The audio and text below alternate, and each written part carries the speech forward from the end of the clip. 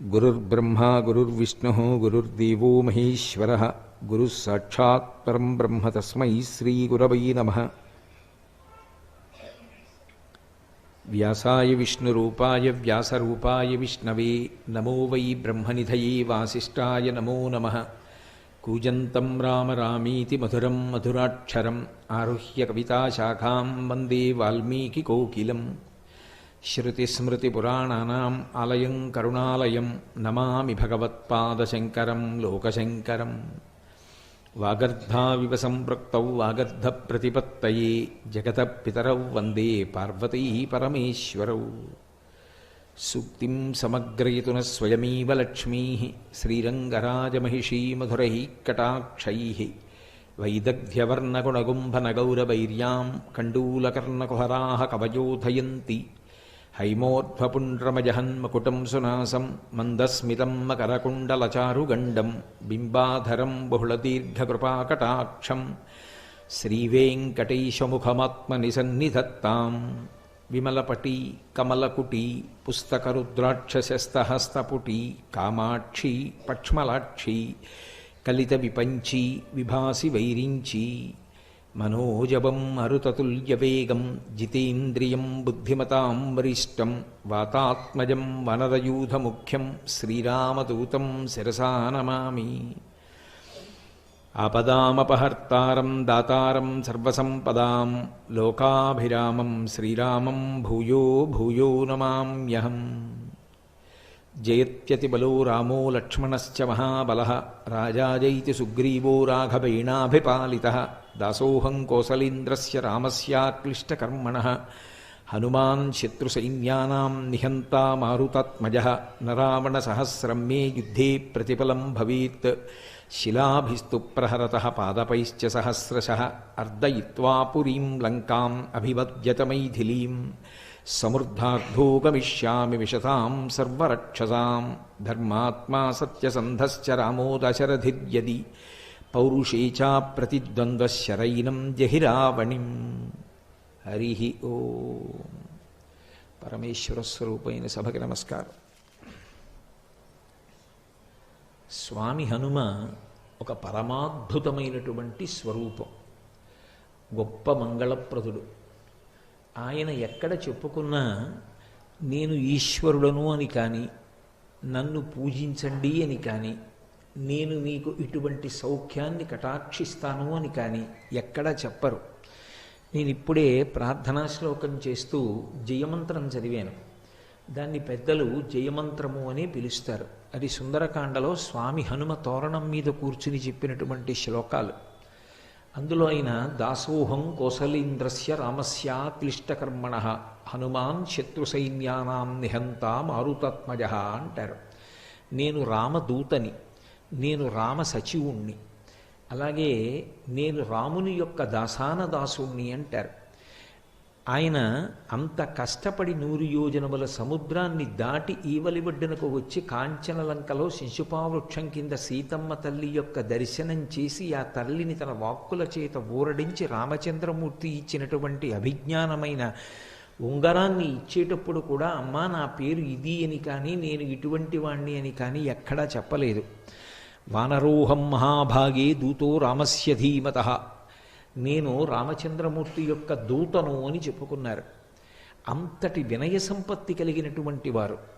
కానీ హనుమ యొక్క వైభవంలో ఉన్నటువంటి చాలా చాలా గొప్ప విశేషం ఎక్కడుంది అంటే, స్వామి హనుమని ఆరాధన చేస్తే రామచంద్రమూర్తిని ఆరాధన చేసినట్టు, రామచంద్రమూర్తిని ఆరాధన చేస్తే స్వామి హనుమని ఆరాధన చేసినట్టు. హనుమని ఆరాధన చేసి ఇక ప్రత్యేకంగా రాముణ్ణి ఆరాధన చెయ్యవలసిన అవసరం కానీ, రాముణ్ణి ఆరాధన చేస్తే మళ్ళీ ప్రత్యేకంగా హనుమని ఆరాధన చెయ్యవలసిన అవసరం కానీ మనకి ఉపాసన ఎందుకు కనపడదు. ఎందుకు కనపడదు అంటే, తరచుగా మీకు హనుమకి సంబంధించి ఒక మంగళ శ్లోకం చెప్తారు.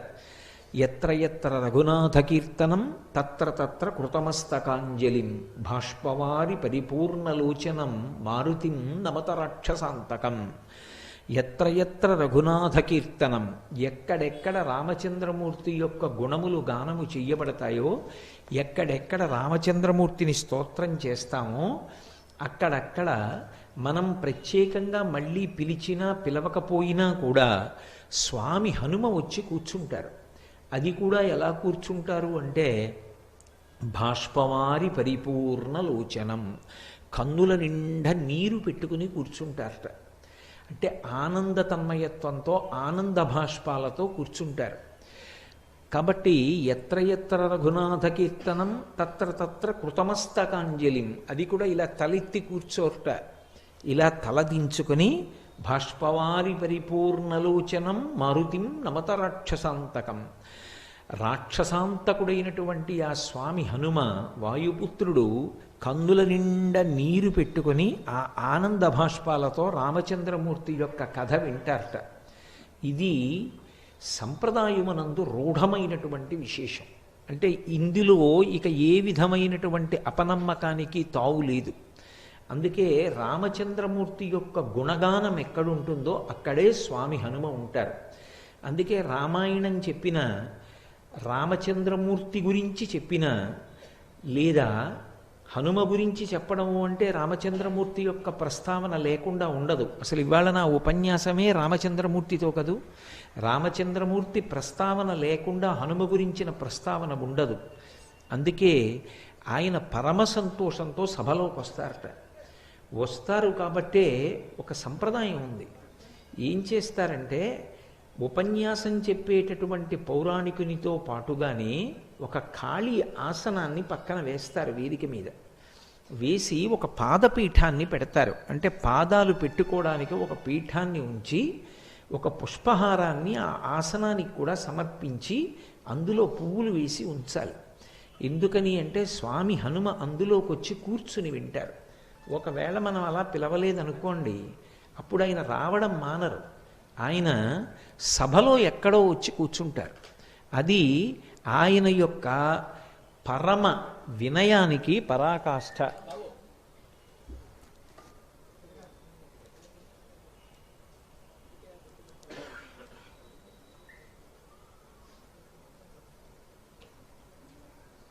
అలా వదిలిపెట్టేసేయండి. నేను రాకముందన్నా చేసుకోండి, లేదా మానేసేయండి. హరి ఓం. కాబట్టి రామచంద్రమూర్తి ఎక్కడ ఉంటారో, రామచంద్రమూర్తి గుణగానం ఎక్కడ జరుగుతుందో అక్కడ స్వామి హనుమ ఉంటారు. అందుకే శృంగగిరి పీఠాధిపత్యం వహించినటువంటి మహాపురుషులు చంద్రశేఖర భారతీ మహాస్వామి వారు ఎప్పుడైనా సుందరకాండ పారాయణ చేస్తే తప్పకుండా పక్కన ఒక ఆసనం వేసి పారాయణ చేసేవారు. రాముణ్ణి స్తోత్రం చేస్తే, రామనామం చెప్తే, రాముని యొక్క వైభవాన్ని కీర్తిస్తే చాలు, హనుమ ప్రసన్నులైపోతారు. రెండు, ఆయనకి వరం. ఎక్కడెక్కడ రామ కథ చెప్పబడుతుందో, ఎక్కడెక్కడ రామనామం చెప్పబడుతుందో అక్కడక్కడ ఆయన అనుగ్రహ ప్రదాతయ్యి ఉంటారు. అక్కడక్కడ ఆయన ఉండి వచ్చినటువంటి సభలోని వారందరినీ కూడా అనుగ్రహిస్తారు. అలాగే స్వామి హనుమ గురించి ఎక్కడ ప్రస్తావన చెయ్యబడుతుందో అక్కడ సీతారాములు ఉంటారు. హనుమ గురించి మాట్లాడుతున్నాం అనుకోండి, ఇక పిలవక్కర్లేదు, సీతారాములు ఉంటారు. అందుకే ఉపాసనలో హనుమంతుని యొక్క వైభవం ఎక్కడుంది అంటే ఆయనకి చేసినటువంటి పూజ సీతారాములకు చేసిన పూజయే. మీరు పాలకి నీటికి వేరువేరుగా పూజ చెయ్యక్కర్లేదు. పాలలో నీళ్లు కలిసి ఉన్నాయనుకోండి, ఒక్క పాత్రలో నీళ్లు కలిసిన పాల నుంచి పూజ చేస్తే పాలకి నీటికి కలిపి పూజ చేసినట్టే. అలాగే తన యొక్క ఉపాసన బలం చేత రామచంద్రమూర్తి ఎందే ఉండేటటువంటి స్వామి హనుమ మళ్ళీ ప్రత్యేకంగా ఆయనకి రాముడి కన్నా వేరుగా ఉపాసన చెయ్యవలసిన అవసరం ఉండదు. అందుకు ఎత్ర ఎత్ర రఘునాథ కీర్తనం తత్ర తత్ర కృతమస్తకాంజలిం అనడానికి కారణం. అంతగా అవిభాజ్యమై ఉంటారు. నేను దాసాన దాసుణ్ణి అని చెప్పిన, నేను రామదూతని అని చెప్పిన, నేను సుగ్రీవ సచివుణ్ణి అని ఆయన చెప్పిన, వాయుపుత్రుణ్ణి అని ఆయన చెప్పిన, ఆయన తనంత తానుగా భక్తకోటికంతటికీ కూడా విశేషమైనటువంటి అనుగ్రహాన్ని ప్రసరించగలిగినటువంటి అద్భుతమైనటువంటి స్వరూపం. మీరు జాగ్రత్తగా గమనిస్తే హనుమ యొక్క రూపం వానర రూపం. వానర రూపమైనటువంటి ఆ స్వామిని సుందరాతి సుందరుడు అని పిలుస్తారు. అందుకే ఆయన యొక్క వీర విజృంభణం ఉన్నటువంటి కాండ సుందరకాండ. ఏ కారణం చేత ఆయన సుందరుడు అంటే ఆయనకి ఆయనగా బయట అందంగా ఉండడం కాదు, ఆయన దర్శనం చేసినంత మాత్రం చేత తరువుకొస్తున్నటువంటి ఉపద్రవాలు కూడా తొలగుతాయి. లోకంలో మంగళములకన్నిటికీ కూడా ఆద్యమైనటువంటి మంగళవాక్కు ఏది అని అడిగారు. సంప్రదాయంలో అన్నిటికన్నా పరమమంగళప్రదమైన వాక్కు ఏది అంటే శ్రీరామ అన్న 3 అక్షరాలు. శ్రీరామ అని మీరు అన్నారనుకోండి, మీరు ఆ రోజున పరమమంగళప్రదమైనటువంటి మాట మాట్లాడారు అని గుర్తు. అందుకే ఎన్ని మాటలు శ్రీరామ అంటున్నారో, ఎన్ని మాటలు శ్రీరామనామం వ్రాస్తూ ఉంటారో అన్ని మాటలు ఆ మంగళత్వాన్ని పొందుతూ ఉంటాడు పాపనాశనం జరిగినటువంటి కారణం చేత. హనుమ యొక్క స్వరూపంలో ఉన్న గొప్పతనం ఏమిటంటే ఆయన సంధ్యాకాలానికి ప్రతీకగా ఉంటుంది ఆయన యొక్క ముఖమండలం. అందుకే వాల్మీకి మహర్షి ఈ రహస్యాన్ని లోకానికి చెప్పడం కోసమే సుందరకాండలో హనుమ యొక్క ముఖమండలం గురించి ఒక శ్లోకం చేస్తూ ఒక మాట అంటారు. ముఖం నాసికయా తస్య తామ్రయా తామ్రమా బభౌ సంధ్యాయా సమభిస్పృష్టం యథాతత్ సూర్యమండలం అంటారు. సంధ్యాకాలంలో ఉండేటటువంటి సూర్యమండలం ఎలా ఉంటుందో స్వామి హనుమ యొక్క ముఖమండలం అలా ఉంటుంది. అంత ఎర్రటి ముఖంతో ఏదో పగడాల యొక్క బంత్య అన్నట్టుగా ఆయన యొక్క మూతి ఉంటుంది. అటువంటి ముఖమండలాన్ని ఎవరైతే చూస్తారో అటువంటి వారు సంధ్యాకాలాన్ని దర్శనం చేసినట్టు. ఈ లోకంలో అతి తేలికగా బాలురా వృద్ధుల, స్త్రీయా పురుషుడా, పండితుడా పామరుడా ఈ వివక్ష లేకుండా ఎవరైనా సరే మంగళాన్ని పొందడానికి మాంసనేత్రంతో దర్శనం చేసి ఈశ్వరుని యొక్క అనుగ్రహాన్ని ప్రోధి చేసుకోవడానికి వీలైనటువంటి దర్శనాలలో అద్భుతమైనటువంటి దర్శనం సంధ్యాకాల దర్శనం. సూర్యోదయ సమయంలో ఉదయిస్తున్నటువంటి సూర్యుని యొక్క కాంతిని చూసిన, అరుణారుణ కాంతులను చూసిన, రథం వస్తున్నప్పుడు ముందు లోపల కూర్చున్న రథి కనపడడు, సారథి కనపడతాడు. అరుణుడు సూర్యరథానికి సారథి. అందుకే అరుణుని యొక్క ఉదయం అరుణోదయం, ఆ ఎర్రటి కాంతులను చిమ్ముతుంది ఆకాశం. సంధ్యాకాలంలో ప్రాతకాలంలో ఒక్కసారి ఆకాశం వంక చూసి ఎవరు నమస్కరిస్తారో వారికి మంగళములు కలుగుతాయి, వారికి అమంగళములు తొలగిపోతాయి.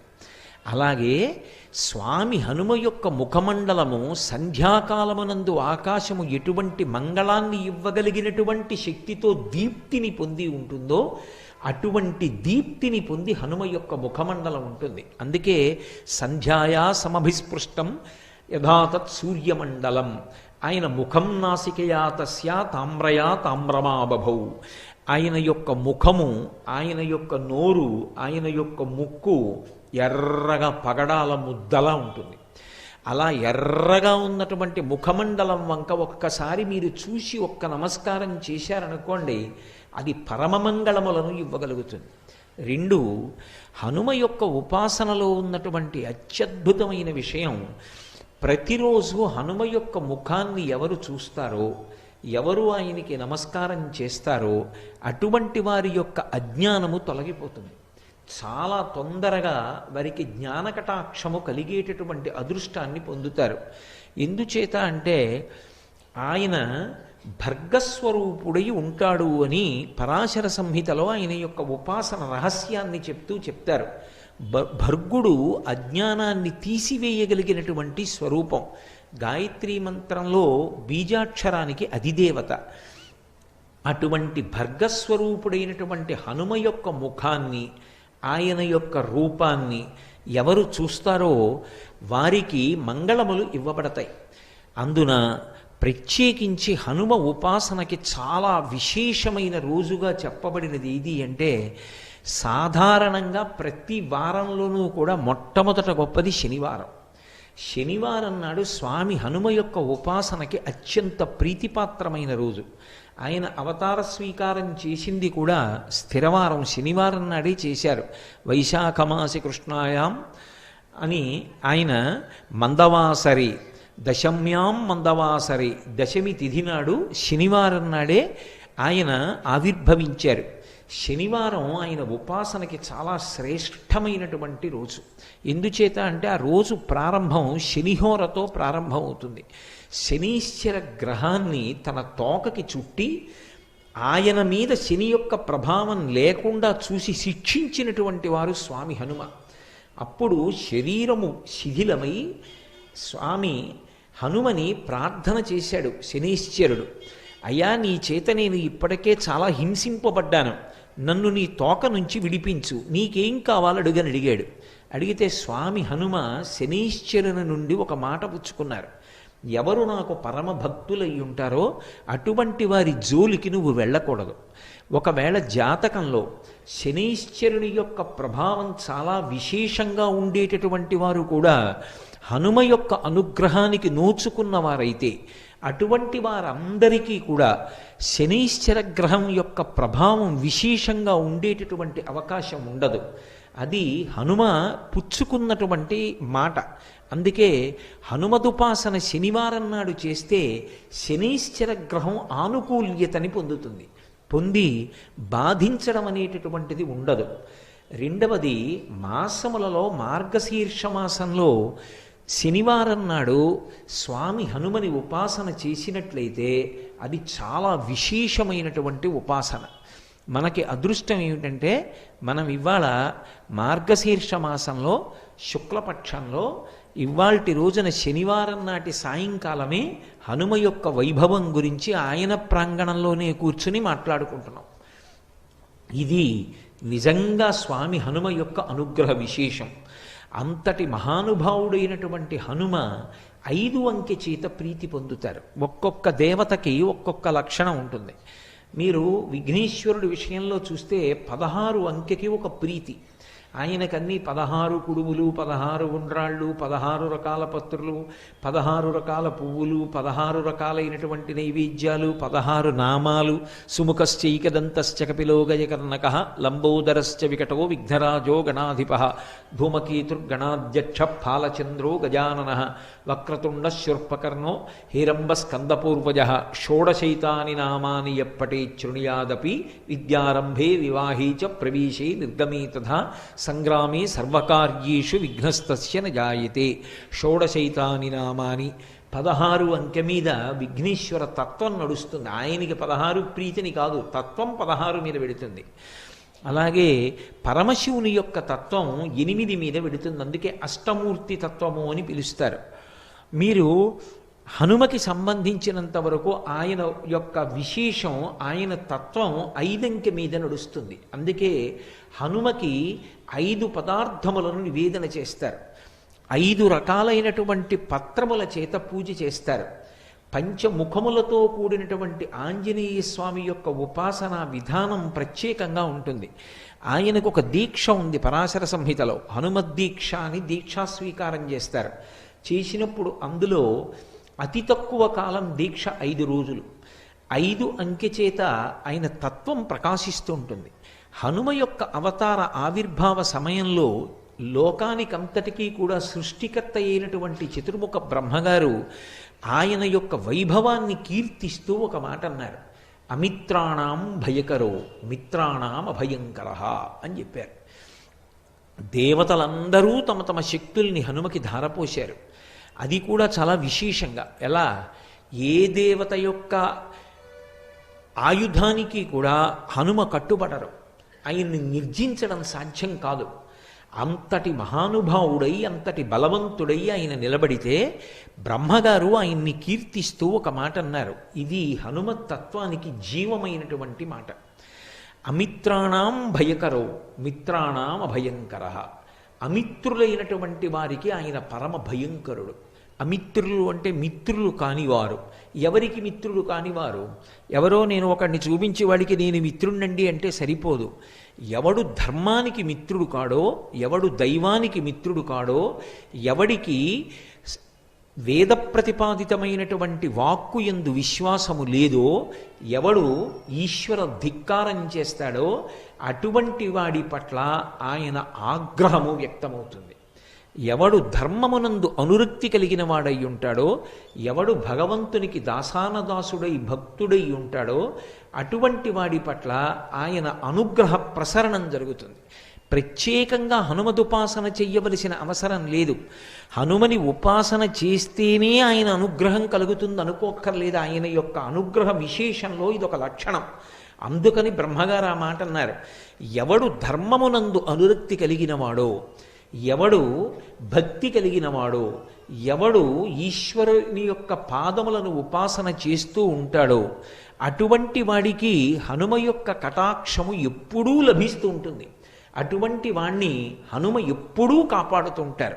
అందుకే మీరు ఎప్పుడైనా హనుమ యొక్క విశేషాల్ని పరిశీలించండి, మీకు స్పష్టంగా ఈ విషయాలన్నీ కూడా ద్యోతకమవుతాయి. శ్రీరామాయణంలో చెప్పబడినటువంటి విషయాలు కొన్నింటిని పరాశర సంహితలో మహర్షి చెప్పారు. హనుమ ఉపాసనకి సంబంధించినటువంటి విషయములనన్నిటినీ కూడా క్రోడీకరించి ఒక చోట గుదిగుచ్చి మనకి పరిశీలనం చేసుకోవడానికి, అనుష్ఠానం చేసుకోవడానికి అత్యంత వీలైనటువంటి రీతిలో మనకి పరాశర మహర్షి అందించారు. పరాశర సంహిత హనుమకి సంబంధించినటువంటి ఉపాసనా విధానాన్ని, ఆయన యొక్క అనుగ్రహాన్ని, ఆయన యొక్క వైభవాన్ని మనకి విశేషంగా అందజేస్తుంది. హనుమ క్షేత్రములు ప్రధానమైనవి ఎక్కడెక్కడున్నాయి, ఎక్కడెక్కడ ఆయన యొక్క అనుగ్రహాన్ని పొందడానికి వీలుగా ఆ క్షేత్రాలు ప్రకాశిస్తున్నాయి, ఈ విషయాలన్నిటినీ కూడా మనకి పరాశర సంహిత చెప్తుంది. మీరు హనుమ ద్వైభవాన్ని, హనుమకి ధర్మము పట్ల ఉండేటటువంటి అనురక్తిని, ఆయన భక్తుడైనటువంటి వాణ్ణి కాపాడేటటువంటి రీతిని, ఆయనకి ఎదురు నిలబడగలిగినటువంటి వాడు లోకంలో ఎవ్వరూ ఉండడు అనేటటువంటి రూఢమైన సత్యాన్ని ప్రకాశింపచేసేటటువంటి రీతిలో రచింపబడి మనకి అందివ్వబడిన పరాశర సంహితని పరిశీలనం చేస్తే కొన్ని అద్భుతమైనటువంటి విశేషాలు ద్యోతకమవుతాయి. శ్రీరామాయణంలో ప్రస్తావించబడకపోయినప్పటికీ మైరావణోపాఖ్యానము అని ఒక ఉపాఖ్యానాన్ని పరాశర సంహితలో మహర్షి చెప్తారు. రావణాసురుని యొక్క శరీర బంధువు మైరావణుడు. రావణాసురుడు ఎంత ప్రమాదకారియో మైరావణుడు కూడా అంతే ప్రమాదకారి. పైగా విశేషమైనటువంటి మాయాశక్తులను కూడా తీసుకుని ఉన్నవాడు. ఎంతటి మాయకైనా సరే లోకాన్ని వశం చెయ్యగలిగినటువంటి వాడు. అటువంటి వాడు పాతాళంలో ఉన్నటువంటి లంకాపట్టణానికి అధిపతి అయి ఉన్నాడు. ఆ మైరావణునికి ఒక చెల్లెలు ఉండేది, ఆమె పేరు దుర్దండి. ఆ చెల్లెలు దుర్దండికి ఒక కుమారుడు ఉండేవాడు, అతని పేరు కాలమేఘుడు. ఒకప్పుడు దేవర్షి అయినటువంటి నారద మహర్షి లోక సంచారం చేస్తూ పాతాళంలో ఉన్నటువంటి లంకాపట్టణానికి వెళ్ళారు. వెళ్ళి ఆ కాలమేఘుడు అనబడేటటువంటి వ్యక్తిని చూశారు. చూసి ఆయన కొన్ని మాటలు చెప్పారు. మనం వెంకటేశ్వర సుప్రభాతంలో చెప్తుంటామే, రేఖామయద్ధుధాకలచాత పత్ర వజ్రాంకుశాంబురుహ కల్పక శంఖ చక్రై భవ్యైరలంకృతతలౌ పరతత్వ చిహ్నై శ్రీవేంకటేశ చరణౌ శరణం ప్రపద్యే అని. అలా ఆ కాలమేఘుని యొక్క పాదముల యందు కొన్ని అద్భుతమైనటువంటి రేఖలున్నాయి. ఆ రేఖలు ఎవరికి ఉంటాయో అటువంటి వాడు చాలా ఉత్తముడై, పరమ భాగవతోత్తముడై, చాలా గొప్ప చక్రవర్తి కాగలడు. అందుకని ఈ పాతాళలోకంలో ఉండేటటువంటి లంకాపట్టణాన్ని ఈ నీలమేఘుడు పరిపాలన చేస్తాడు. కొంతకాలం అయిన తర్వాత ఇతని పరిపాలనలో ఈ పాతాళలోకానికి చాలా వైభవం కలుగుతుంది అని చెప్పి నారద మహర్షి వెళ్ళిపోయారు. ఇది విన్నాడు మేనమామ అయినటువంటి మైరావణుడు. తన మేనల్లుడు ఆ నీలమేఘుడు ఎక్కడ చక్రవర్తి అవుతాడో, చాలా గొప్ప కీర్తి ప్రతిష్టలు తెచ్చుకుంటాడో, భగవద్భక్తుడై ప్రకాశిస్తాడో, ధర్మమునందు అనురక్తి కలిగిన వాడవుతాడోనని ఆయనని పెద్ద పెద్ద బరువైన ఇనప గొలుసులతో బంధించాడు. సోదరి అని కూడా చూడకుండా తోడపుట్టినటువంటి దుర్దండిని కూడా ఇనప గొలుసులతో బంధించాడు. తనని కన్న తండ్రిని కూడా బంధించి చెరసాలలో ఉంచాడు. వీళ్ళు ఈ పెద్ద పెద్ద ఇనప గొలుసులు మోసుకుంటూ నడవలేక తిరుగుతూ ఉండేవారు. కొద్ది దూరం నడవాలంటే కష్టం. అటువంటి శిక్ష వేశాడు వాళ్ళకి. ఈ సోదరి అయిన దుర్దండి, ఆమె కుమారుడైనటువంటి ఆ నీలమేఘుడు పడరాని ఇడుములు పడుతున్నారు మైరావణుని యొక్క రాజ్య పరిపాలన యందు. ఇలా ఉండగా ఒకప్పుడు రామచంద్రమూర్తి సముద్రానికి సేతువు కట్టి లంకాపట్టణాన్ని చేరుకుని సీతమ్మ తల్లిని తిరిగి పొందడం కోసమని రావణాసురుడితో యుద్ధం చేయడానికి సంకల్పించినటువంటి రోజులలో రామచంద్రమూర్తిని లక్ష్మణస్వామిని అపహరించి తీసుకుని వెళ్ళిపోయి కీడు తెలపెట్టడం తనకి సాధ్యం కావడం లేదని నిశ్చయానికి వచ్చినటువంటి దురాత్ముడైనటువంటి రావణాసురుడు తన బంధువు మేనమామ అయినటువంటి మైరావణుణ్ణి ఆశ్రయించి ఎలాగైనా సరే రామలక్ష్మణుల్ని అపహరించి తీసుకుని వెళ్ళి నిర్జించమని కోరాడు. ఆ రోజులలో స్వామి హనుమ తన యొక్క వాలము చేత, తోక చేత ఒక పెద్ద ప్రాకార నిర్మాణం చేస్తుండేవారు రాత్రివేళ. అందులో వానర సైన్యం అంతా పడుకునేది. ఆయన తన తోకనే ప్రాకారంగా పెట్టి ఉండేవారు. ఆ తోక దాటి వెళ్ళడం లోపలికి ఎవరికి సాధ్యమయ్యేది కాదు. ఈ వార్త మైరావణుడికి వెళ్ళింది, రామలక్ష్మణుల్ని అపహరించాలి. ఎలా అపహరించడం ఆలోచన చేశాడు. ఆయన దగ్గర సూచీముఖుడు అని ఒక రాక్షసుడు ఉండేవాడు. మేకు ఎలా ఉంటుందో ఆయన ముఖం అలా ఉంటుంది, అంత వాడి అయినటువంటి ముఖం. దానితో ఎంత పటిష్టమైనటువంటి ప్రాకారాన్నైనా సరే ఆయన బద్దలు కొట్టి రంధ్రం చేయగలడు. సూచీముఖుణ్ణి పిలిచి, నువ్వు హనుమ వాలంతో తయారు చేసినటువంటి ప్రాకారాన్ని భేదించి లోపలికి వెళ్ళి నీ మాయలు చూపించి రామలక్ష్మణుల్ని ఒక పెట్టెలో పెట్టి తీసుకురమ్మన్నాడు. సూచీముఖుడు వెళ్ళాడు. వెళ్ళి హనుమ యొక్క వాలం దాకా వెళ్ళి తన ముఖంతో ఆ వాల సంబంధ ప్రాకారాన్ని భేదించడానికి ప్రయత్నించాడు. ఆయన తోకలోంచి ఒక వెంట్రుక పైకొచ్చింది. ఆ వెంట్రుక సూచీముఖుని యొక్క ముఖానికి తగిలి ఆ ముఖం బద్దలైపోయి నెత్తురోడుతున్న ముఖంతో సూచీముఖుడు మైరావణుడి దగ్గరికి వెళ్ళాడు. వెళ్ళి, అయ్యా, హనుమ వాలమునకు ఉన్న ఒక తోక తగిలితే నా ముఖం పగిలిపోయింది, ఇక నేనేం భేదించగలను, నా వల్ల కాలేదన్నాడు. వెంటనే ఆయన మూషికముఖుడు అని పిలవబడేటటువంటి వేరొక రాక్షసుణ్ణి పిలిచాడు. ఆయన ఎలుక ముఖం ఉన్నవాడు. ఆయన కూడా ఎంత దుర్భేద్యమైన దానికైనా రంధ్రం చేయగలడు. నువ్వు వెళ్ళి రంధ్రం చేసి అపహరించవన్నాడు. వెంటనే ఆ మూషికముఖుడు బయలుదేరి వచ్చి హనుమ తోకని స్పృశించగానే ఆయన ముఖం కూడా బద్దలైపోయింది. అంతటి తేజోవంతమైన స్వరూపం. అందుకే హనుమ యొక్క మూర్తికి ఒక్క నమస్కారం చేస్తే చాలు, తరువుకొస్తున్నటువంటి దురితాలు, ఉపద్రవాలు కూడా పక్కకి తొలగిపోతాయి అని చెప్తారు. మనకి రహదారుల వెంట ఎక్కడ చూసినా పూర్వం పెద్ద పెద్ద హనుమన్ మూర్తిని పెట్టి ఉంచేవారు. ఎందుకంటే అంతంత పెద్ద పెద్ద చెట్లని ఆశ్రయించి ఏ ఉగ్రభూతములుంటాయో ప్రయాణం చేస్తున్న వాళ్ళకి ప్రమాదాలు కలగకూడదని ప్రతి ఊరి వాళ్ళు కూడా ఊరి బయట రహదారి పక్కన హనుమన్మూర్తిని ఉంచి తమ ఊరు దాటి పక్క ఊరు వెళ్లే వరకు ప్రయాణికులకు ఇబ్బంది కలగకుండా క్షేమాన్ని ఆశించి తమ వంతు సహాయంగా హనుమన్మూర్తులను ప్రతిష్ఠ చేస్తూ ఉండేవారు. ఇప్పటికీ మీకు తూర్పుగోదావరి జిల్లా, పశ్చిమ గోదావరి జిల్లాల్లో కాలవ ఒడ్డున వెళ్ళిపోతుంటే ప్రతి ఊళ్ళో మొట్టమొదట స్వామి హనుమ యొక్క మూర్తి దర్శనం అవుతుంది. ఆయన కనపడ్డారు అంటే చాలు మనసుకి ప్రశాంతత. అటువంటి మహాద్భుతమూర్తి అయినటువంటి ఆ స్వామి యొక్క వాలానికి రంధ్రం చేయడానికి ప్రయత్నించాడు మూషికముఖుడు. ఆయన వాలమునకు తన ముఖం తగలగానే మూషికముఖుని యొక్క ముఖం కూడా బ్రద్దలైపోయింది. ఏడుస్తూ నెత్తురు కారుతూ మైరావణుడి దగ్గరికి వెళ్ళాడు. ఆయన వెంటనే పాషాణభేది అని పిలవబడేటటువంటి ఇంకొక రాక్షసుణ్ణి పిలిచాడు. వజ్రాన్ని కూడా బదలగొట్టగలడు తన ముఖంతో. వజ్రం వజ్రీన భిన్నయేత్ అని లోకంలో సామెత. వజ్రం వజ్రానికే బదలవుతుంది. అటువంటిది వజ్రాన్ని కూడా భేదించగలిగినటువంటి పాషాణభేది అనేటటువంటి శక్తి కలిగినటువంటి ముఖమున్న రాక్షసుణ్ణి పిలిచి ఆ వాల ప్రాకారానికి రంధ్రం చేసి రామలక్ష్మణుల్ని అపహరించమన్నాడు. ఆయన ప్రయత్నించాడు, విఫలుడైపోయాడు. తిరిగి వచ్చాడు, మైరావణుడికి చెప్పాడు.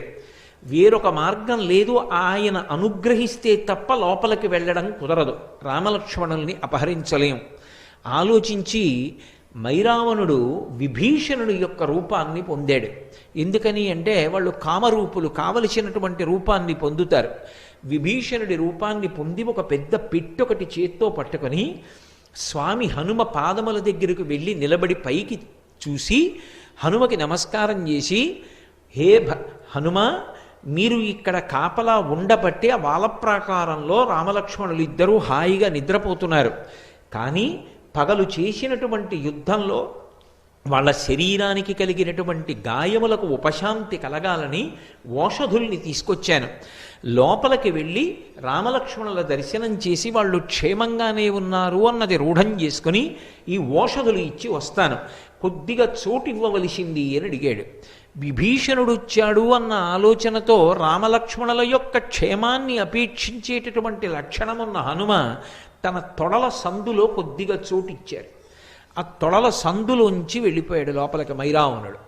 వెళ్ళి తను తెచ్చినటువంటి ఓషధుల్ని పిండితే ఏ నిద్రపోతున్న వ్యక్తి అయినా మూర్ఛలోకి వెళ్ళిపోతారు. అటువంటి ఓషధుల్ని పిండాడు. రామలక్ష్మణులు ఇద్దరూ మూర్ఛలోకి వెళ్ళిపోయారు. ఇద్దరినీ పెట్టెలో పెట్టుకుని మూత వేసి మళ్ళీ బయటికి వచ్చేసాడు. లోపలికెళ్ళి చూశాను, రామలక్ష్మణులు నిద్రపోతున్నారు. రాత్రివేళ రాక్షసులు సంచరించేటటువంటి సమయం. రాక్షసులు మహామాయావులు. హనుమ తస్మాత్ జాగ్రత్త జాగ్రత్త అని చెప్పి తాను పాతాళలోకంలో ఉన్న లంకాపట్టణానికి రామలక్ష్మణుల్ని తీసుకుని వెళ్ళిపోయాడు. తీసుకుని వెళ్ళి ఆ పెట్టె మూత తీసి చూశాడు. తాను పిండిన ఓషధుల యొక్క శక్తి చేత రామలక్ష్మణులు ఇద్దరూ మూర్ఛలో ఉన్నారు. తన చెల్లెలు దుర్దండిని పిలిచాడు. వీళ్ళిద్దరినీ ఇప్పుడు మహానది దగ్గర గొప్ప ఉత్సవం జరుగుతోంది. ఆ ఉత్సవానికి తీసుకెళ్ళి వీళ్ళని బలిస్తాను. బలిచ్చే ముందు ఈ నరులిద్దరికీ స్నానం జరగాలి. 1వ ప్రాకారం ముందర దివ్యమైనటువంటి కొలను ఉంది. ఆ కొలను నుండి నువ్వు బంగారు కుంభంతో నీళ్లు తీసుకొచ్చి వీళ్ళిద్దరికీ స్నానం చేయించు. వీళ్ళు మూర్ఛయందున్నారు, నీళ్లు మీద పడినా పైకి లేవరు. నేను అటువంటి ఓషధులు పిండాను కాబట్టి నువ్వు నీళ్లు పోయి వీళ్ళని మహానదీ తీరానికి తీసుకెళ్ళి బలిస్తానన్నాడు. ఆమె సంకెళ్ళు వేయబడి ఉంది. ఆమె ఎంతో బాధపడుతూ ఇంతటి ధర్మాత్ములైనటువంటి రామలక్ష్మణులకు ఇటువంటి కీడు తలపెట్టాడే అని, స్వామి హనుమ ఉండగా వీళ్ళకి ఇటువంటి ఉపద్రవం ఎందుకు జరుగుతుంది, హనుమ ఎక్కడ ఉన్నారు, ఎందుకు రాలేదు, ఎందుకు రక్షించట్లేదు, ఆయనకి తెలియదా అని ఆలోచిస్తూ హనుమని స్తోత్రం చేస్తూ ఆవిడ నడిచి వెడుతోంది. వెడుతుండగా ఇక్కడ హనుమ నిలబడి ఉన్నారు. విభీషణుడే వచ్చి వెళ్ళాడు అనుకుంటున్నారు. మళ్ళీ విభీషణుడు వచ్చాడు. ఆ వచ్చినవాడు అసలు విభీషణుడు. వచ్చి హనుమ బాగా చీకటి పడింది, రాక్షసులు తిరిగేటటువంటి సమయం, మాయావులు, తస్మాత్ జాగ్రత్త సుమ, లోపల ఉన్న రామలక్ష్మణుల్ని ఒక్కసారి దర్శనం చేసి వస్తాను, క్షేమంగా ఉన్నారో లేదో, నా ఆరాటం నాదన్నాడు. ఆయన అన్నారు, ఇప్పుడే కదా దర్శనం చేశావు, మళ్ళీ దర్శనానికి వెడతానంటే ఏమిటన్నారు. నేనొచ్చాను ఆ దర్శనానికి, నేను రాలేదన్నాడు విభీషణుడు. ఏదో ఉపద్రవం జరిగిందని విభీషణుడిని తీసుకుని లోపలికి వెళ్ళారు. వెడితే అప్పటికే రామలక్ష్మణులు అపహరింపబడ్డారు. ఎవరు అపహరించారు, ఎలా అని ఆలోచన చేశారు. అప్పుడు విభీషణుడు చెప్పాడు, ఇది మైరావణుడి పని, మహామాయావి. మైరావణుని యొక్క పాతాళ లంకకి వెళ్ళడానికి 2 మార్గాలు ఉన్నాయి. ఒకటి విశాలమైనటువంటి సొరంగ మార్గం. అందులో బయలుదేరి వెడితే అనేక మంది రాక్షసులు కనపడతారు. వాళ్లతో యుద్ధం చేసి పాతాళ లంకకి చేరడానికి చాలా సమయం పడుతుంది. ఈ లోపల రామలక్ష్మణులకు ఉపద్రవం రావచ్చు. రెండవది, రావణాసురుని యొక్క అంతఃపురంలోంచి మార్గం ఉంది. అది తామరనాళం ఎలా ఉంటుందో అంత సన్నగా ఉంటుంది. అందులోంచి సూక్ష్మరూపుడవై వెళ్ళాలి. వెళ్ళిన తరువాత పాతాళలంక యొక్క బహిప్రదేశానికి చేరుకుంటావు. అక్కడ మొదటి ప్రాకారాన్ని దాటడం చాలా చాలా కష్టం. అసలు ప్రాకార ప్రవేశం చెయ్యలేరు. అటువంటి ఏర్పాట్లున్నాయని నేను విన్నాను. అక్కడ వరకే నాకు తెలుసు. అక్కడ ఏ పాటిని అలికిడి తెలిసినా ఏకకాలమునందు 1 కోట్ల మంది రాక్షసులు వచ్చి మీద పడిపోతారు. జాగరూకుడవై వెంటనే బయలుదేరమన్నారు. మహానుభావుడు స్వామి హనుమ వెంటనే రామలక్ష్మణుల యందు ఉన్న భక్తి చేత ఆ నాళ మార్గం గుండా బయలుదేరి లోపలికి వెళ్ళారు. వెళ్ళేటప్పటికి తిన్నగా ఈ జలాశయం దగ్గరికి వెళ్ళారు. అక్కడ ఏడుస్తూ దుర్దండి కనపడింది. దుర్దండి అంటే మళ్ళీ మీరు జ్ఞాపకం తెచ్చుకోండి, ఆవిడ మైరావణుని యొక్క చెల్లెలు. అక్కడ ఒక పెద్ద శమీ వృక్షం ఉంది. లంకాపట్టణంలో అయితే శిశుపా వృక్షం, ఇక్కడ శమీ వృక్షం. శమీ వృక్షం మీదకెక్కి కూర్చున్నారు. కూర్చుని ఈమె ఎందుకు ఏడుస్తోంది అని పరిశీలించారు. ఆమె వెక్కుతూ పైకి అంటోంది, హనుమ ఏమయ్యారు, హనుమ ఎక్కడున్నారో, హనుమ ఉంటే రామలక్ష్మణులకి ఇటువంటి కీడు ఏర్పడదే అని. వెంటనే వచ్చి, అమ్మా నువ్వెవరు, స్వాంతన పొందు, నిజం చెప్పన్నారు, మైరావణుడే మాయావేషంలో వచ్చాడేమోనని దుర్దండి భయపడింది. కానీ హనుమ పలికినటువంటి స్వాంతన వచనముల చేత ఊరట పొందినటువంటి దుర్దండి తాను రామలక్ష్మణులకు నీటిని పట్టికెడుతున్నటువంటి విషయాన్ని, స్నానం చేయించిన తరువాత మైరావణుడు వాళ్ళిద్దరినీ మహానదీ తీరానికి తీసుకెళ్లి బలివ్వాలనుకుంటున్నటువంటి విశేషాన్ని చెప్పింది. నన్ను ఎలాగైనా మైరావణుడు ఉన్న అంతఃపుర ప్రాంతంలోకి ప్రవేశపెట్టగలవా అని అడిగారు. ఇక్కడ ఒక విశేషం ఉంది. అసలు మొదటి ప్రాకారంలోకి, పట్టణంలోకి ప్రవేశం చెయ్యాలి అంటే ఒక బిలమార్గం ఉంటుంది. ఆ బిలంలోంచి వెళ్ళాలి. వెళ్ళేటప్పుడు ఆ రంధ్రంలో దూరి వెళ్ళగానే ఒక త్రాసు ఒకటి ఉంటుంది. త్రాసుకి 2 తక్కెళ్ళు ఉంటాయి. ఈ 2 తక్కెళ్లలో ఏదో ఒక తక్కెడ మీద నుంచి నడిచి వెళ్ళాలి. అది మైరావణుడు పరమశివుడి గురించి గొప్ప తపస్సు చేసి పొందినటువంటి త్రాసు. ఎవరైనా లోపలికి వెళుతున్నప్పుడు ఎంత సూక్ష్మరూపంతో వెళుతుండనివ్వండి, వాడు మైరావణుడి మిత్రుడైతే త్రాసు అలాగే నిలబడుతుంది సమంగా 2 తక్కెళ్ళను. ఒకవేళ ఎవరైనా శత్రువు వెడుతూ ఉంటే వెంటనే ఒకవైపు ఉన్నటువంటి తక్కెడ కిందకి దిగి రెండవది పైకి లేస్తుంది. పిడుగులు పడిన ధ్వని, ప్రమాద ఘంటికలు మోగుతాయి. ఆ పాతాళ లంకంతా రాక్షసులందరూ విచ్చుకత్తులు పట్టుకుని త్రాసు దగ్గరికి వచ్చేస్తారు. కాబట్టి ఎలా మిమ్మల్ని తీసుకెళ్దామని అడిగింది. నేను ఈ జమ్మి ఆకంత రూపాన్ని పొందుతాను. మీరు శమీ వృక్షాన్ని చూసి ఉంటారు. శారదా నవరాత్రుల్లో విజయదశమి నాడు శమీ పూజ అని చేస్తాం. చాలా చిన్న ఆకు ఉంటుంది. అంత సూక్ష్మ రూపాన్ని పొంది ఆమె పట్టుకున్నటువంటి జలకలశలోకి ప్రవేశించి దాని అంచు పట్టు కూర్చున్నారు. అది ఆయన అనుగ్రహ విశేషం. మహానుభావుడు ఏ రూపాన్నైనా ధరిస్తారు, కామరూపి. ఆ జలకలశ పట్టుకుని ఆ దుర్దండి ఆ బిలంలోంచి ప్రవేశించి తక్కెట మీద అడుగుపెట్టింది. అది పరమశివానుగ్రహంతో వచ్చిన త్రాసు. మైరావణునికి విరోధి అయినటువంటి హనుమ ప్రవేశిస్తున్నారని త్రాసుకి తెలిసిపోయింది. అది వెంటనే రెండవ పక్క తక్కెడ దిగిపోయి పిడుగులు పడిన చప్పుడు వచ్చి భయంకరమైన గంటలు మోగాయి, ప్రమాద గంటికలు. వెంటనే రాక్షసులు వచ్చి మీద పడిపోయారు. హనుమ పరమ భయంకరమైనటువంటి రూపాన్ని పొంది రాక్షసులందరినీ మర్దించారు. ఆయనకి అది పెద్ద విశేషం కాదు. అరిచేత్తో కొట్టి చంపేస్తారు. అమిత్రాణం భయకరో. అందుకే కదా జయమంత్రంతో చెప్తారు. జయమంత్రంలో అంటారు, పాదపైశ్చ సహస్రశః అర్ధయిత్వా పురీం లంకాం అభివజ్యచ మైథిలీం అంటారు. నేను రాళ్ళు విసిరి చంపుతాను, నా అరికాళ్లతో తొక్కి చంపుతాను, అరిచేతులతో మర్దించి చంపుతాను, మోచేతులతో పొడిచి చంపుతాను, నా కోరలతో కురికి చంపుతాను, శిరస్సుతో కుమ్మి చంపుతాను, శిలాభిస్తు ప్రహరత, నాకు రాళ్ళు పెట్టి కొట్టి చంపుతాను, పర్వత శిఖరములను ఊడదీసి విసురుతా, చెట్లు పెకలించి విసురుతా, నాకు ఆయుధం అక్కర్లేదు. అంతటి మహాతేజోమూర్తి. కాబట్టి ఆయన ఈ రాక్షసులందరినీ సంహరించారు.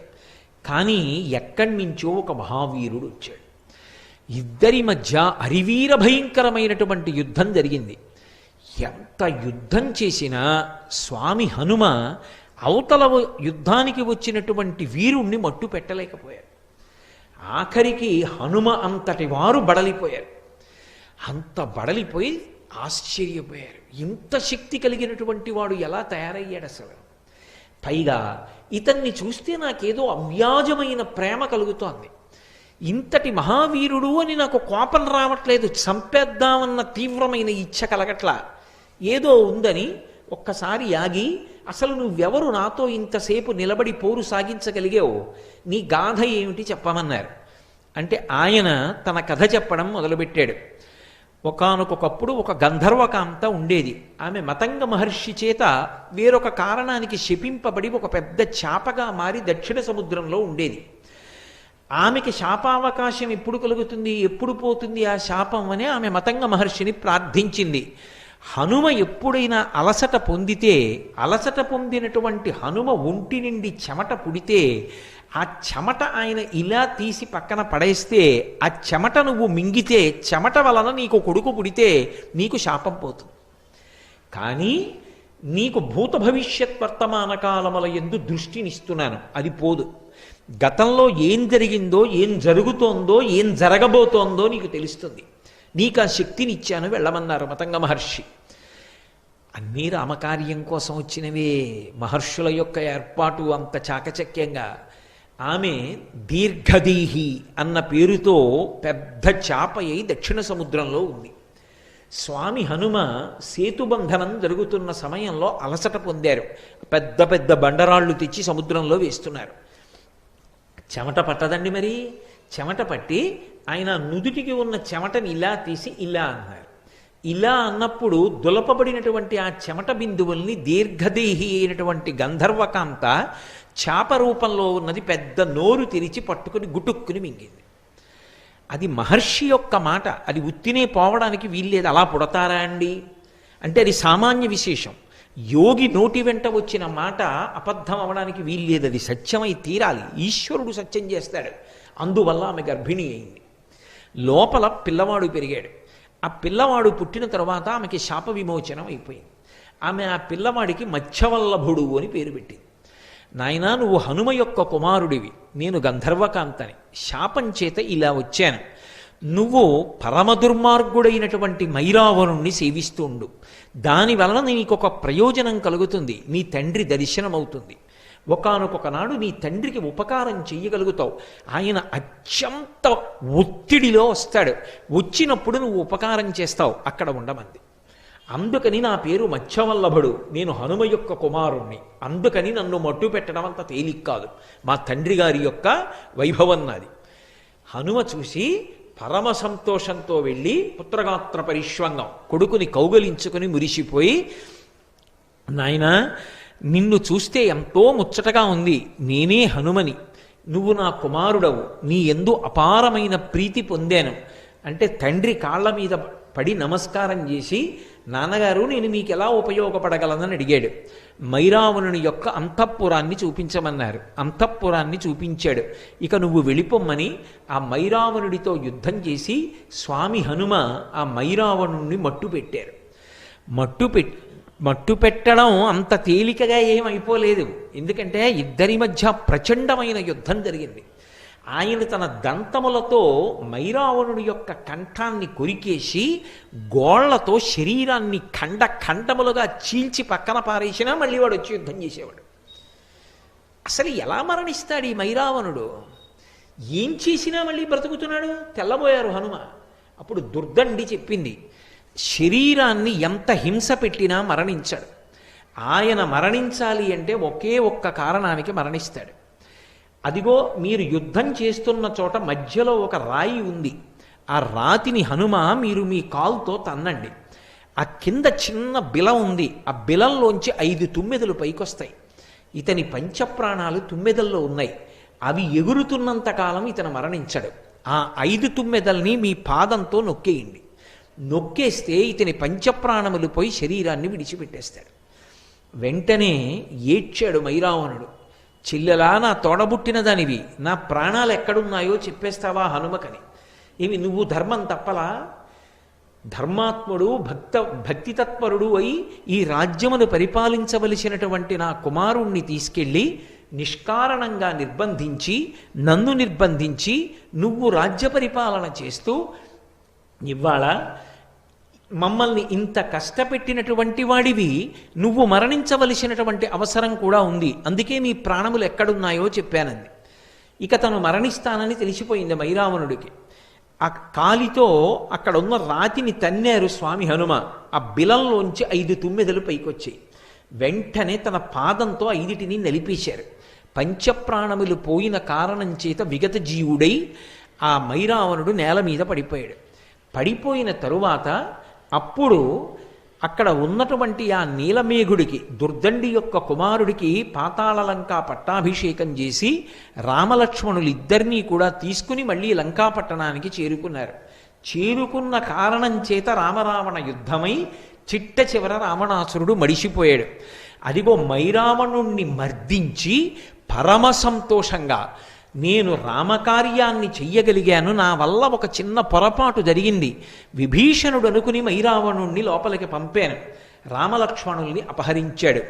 మళ్ళీ నేను ఆ దోషం దిద్దుకుని రామలక్ష్మణుల్ని రక్షించగలిగాను అన్న పరమ సంతోషంతో ఉన్నటువంటి రూపాన్ని ఆయన పాతాళ భేదనం చేసి పైకొచ్చి వెలిసినటువంటి మూర్తియే నైమిషారణ్యంలో ఉన్నటువంటి హనుమ. హనుమాన్ గాడి అని చెప్పి క్షేత్రం ఉన్నదే, అక్కడ ఉన్న స్వయంభూమూర్తి పెద్ద హనుమ ఉంటారు. ఆ హనుమ స్వయంగా మైరావణుణ్ణి మర్దించి పైకొచ్చినటువంటి స్వామి. ఈ మధ్యకాలంలో మనందరం నైమిషారణ్యం యాత్రకు వెళ్ళినప్పుడు ఆ హనుమాన్ గాడిలోనే ఉండి ఆ క్షేత్రంలోనే స్వామి హనుమ పాదాల చెంతన కూర్చుని మనం ఒక రోజున రామనామ సంకీర్తనం చేసి వచ్చేటటువంటి అదృష్టాన్ని మనకి కటాక్షించాడు. ఆ స్వామి యందు ఒక విచిత్రమైన లక్షణం ఉంటుంది. మూర్తిని ఇలా ముట్టుకుంటే, ఒక్కసారి ఇలా కళ్ళు మూసుకుని ముట్టుకుంటే నిజంగా ఎవరినో మనిషిని ముట్టుకున్నట్టే ఉంటుంది. కానీ అలా అంగీకరించారు, అలా ఏం ముట్టుకోనివ్వరు. అది దేవస్థానానికి సంబంధించిన వాళ్ళే ప్రతిరోజు సింధూరాన్ని అలదుతారు. మరి ఎందుకు పిలిచారో నాకు తెలియదు, కానీ అది స్వామి అనుగ్రహ విశేషమో ఏమో. నేను అక్కడ కూర్చుని ఉండగా అకస్మాత్తుగా నన్ను పిలిచి సింధూర పాత్ర ఇచ్చి, మీరు కూడా ఇవాళ స్వామికి సింధూరం రాయండి అన్నారు. ఆ రోజున హనుమాన్ గాడిలో స్వామి శరీరానికి సింధూరం రాస్తూ ఉంటే నేను అనుభవించినటువంటి ఆ స్పర్శ సుఖం నా జీవితంలో నేను ఎన్నడూ మరిచిపోలేనటువంటి అనుభూతి. అంత అద్భుతమూర్తి, అంతటి మంగళప్రదుడు. హనుమ యొక్క క్షేత్రాలలో తప్పకుండా దర్శనం చెయ్యవలసిన క్షేత్రాలు 13 చెప్తారు. 13లో ఒక మహాద్భుత క్షేత్రం నైమిషారణ్యంలో ఉన్నటువంటి స్వామి హనుమ. అంత గొప్ప క్షేత్రంలో మనం ఆ స్వామిని దర్శించి అక్కడ రామనామ గానం చేసి రాగలగడం ఆ రామచంద్రమూర్తి యొక్క, సీతమ్మ యొక్క, స్వామి హనుమ యొక్క నిర్హేతుక కృపా కటాక్ష వీక్షణం. కాబట్టి హనుమ ఎక్కడ ధర్మతత్పరులైన వారు ఉంటారో అక్కడక్కడ ఆయన అనుగ్రహ ప్రచోదనం ఉంటుంది. దుర్దండి ప్రార్థన చేసిందని వెళ్ళారా? దుర్దండి యొక్క కుమారుడైనటువంటి ఆ నీలమేఘుడు ప్రార్థన చేశాడని వెళ్ళారా? మైరావణుడు రామలక్ష్మణుల్ని అపహరించడం యథార్థానికి వాళ్ళు రక్షింపబడడానికి హనుమ అక్కడికి వెళ్ళి మైరావణుణ్ణి మర్దించాలి. అది జరగాలి అంటే దానికి ఏదో ఒక సన్నివేశం జరగాలి. అందుకు రామలక్ష్మణుల్ని అపహరించగలిగాడు తప్ప వేరొకలా సాధ్యమా? ఎక్కడ ధర్మం ఉంటుందో అక్కడ స్వామి హనుమ ఉంటారు. మీరు రామాయణంలో ఒక పెద్ద చమత్కారాన్ని చూసుంటారు. వీటిని ప్రార్థనా శ్లోకాలుగా చెప్తారు హనుమ విషయంలో. గోష్పదీకృతమారాసిం మశకీకృత రాక్షసం రామాయణ మహామాలారత్నం వందే అనిలాత్మజం. రామాయణ మహామాలారత్నం. మాల అంటాం. మాల అంటే ఇదిగో ఇప్పుడు ఏదో నాకు మెళ్ళో ఈ పుష్పమాల వేశారు. ఈ పుష్పమాల శోభస్కరంగా ఉంది. ఎందుకని అంటే ఇటువైపు నుంచి దండ, ఇటువైపు నుంచి దండ కట్టి మధ్యలో దీనికి ఈ పూల యొక్క మాలని మధ్యలో ఒక గుచ్ఛాన్ని అమర్చారు. ఇది రెండు వైపుల నుంచి వచ్చినటువంటి మాల కలుసుకున్న చోట శోభస్కరంగా సౌందర్యవంతంగా చేస్తుంది. అలా రామాయణము అనబడేటటువంటి మాల ఎక్కడ కలుసుకుందో అక్కడ హనుమ దాన్ని శోభస్కరం చేసేటటువంటి రత్నం. అది లేకపోతే ఆ మాలకు అందమే లేదు. మీరు ఎప్పుడైనా రామాయణం విషయంలో ఒక విశేషాన్ని గమనించండి. మహాత్ములు అని రామాయణంలో కీర్తింపబడడం సాధారణంగా ఎక్కడ అన్వయం అయిపోతుందంటే సీతారాములిద్దరికీ కూడా సంబంధించిన వారై సీతారాముల యొక్క హృదయాన్ని చూరగొన్నవారై సీతారాములు ఇద్దరి యొక్క బాహ్యంలో రామాయణంలో నరులుగా వచ్చారు కాబట్టి వాళ్ళ కష్టాన్ని తీర్చడంలోనో వాళ్ళిద్దరినీ కలపడంలోనో వాళ్ళిద్దరికీ మనశ్శాంతిని ఇవ్వడంలోనో ఎవరు రామాయణంలో ప్రధానమైనటువంటి స్థితిలో నిలబడ్డారో వాళ్ళు మహాత్ములుగా రామాయణంలో కీర్తింపబడతారు. మీరు గమనించండి. మొట్టమొదటి వ్యక్తి విశ్వామిత్రుడు. విశ్వామిత్రుడు శ్రీరామాయణంలో బాలకాండ ఒక్క దాంట్లోనే కనపడతారు. ఒక్క బాలకాండలోనే కనపడినప్పటికీ విశ్వామిత్రుడు అసలు సీతారాములు ఇద్దరినీ కలిపాడు.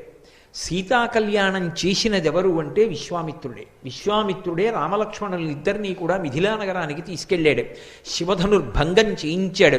విశ్వామిత్రుడి కారణంగానే సీతమ్మ రాముడి పక్కకెళ్ళింది, రాముడు సీతమ్మ పక్కకు వచ్చాడు. సీతారామ కళ్యాణం జరగడానికి కారకుడైన వాడు బ్రహ్మర్షి విశ్వామిత్రుడు. ఆ విశ్వామిత్రుడు రామాయణంలో మహాత్ముడై శాశ్వతమైనటువంటి కీర్తి గణించుకున్నాడు.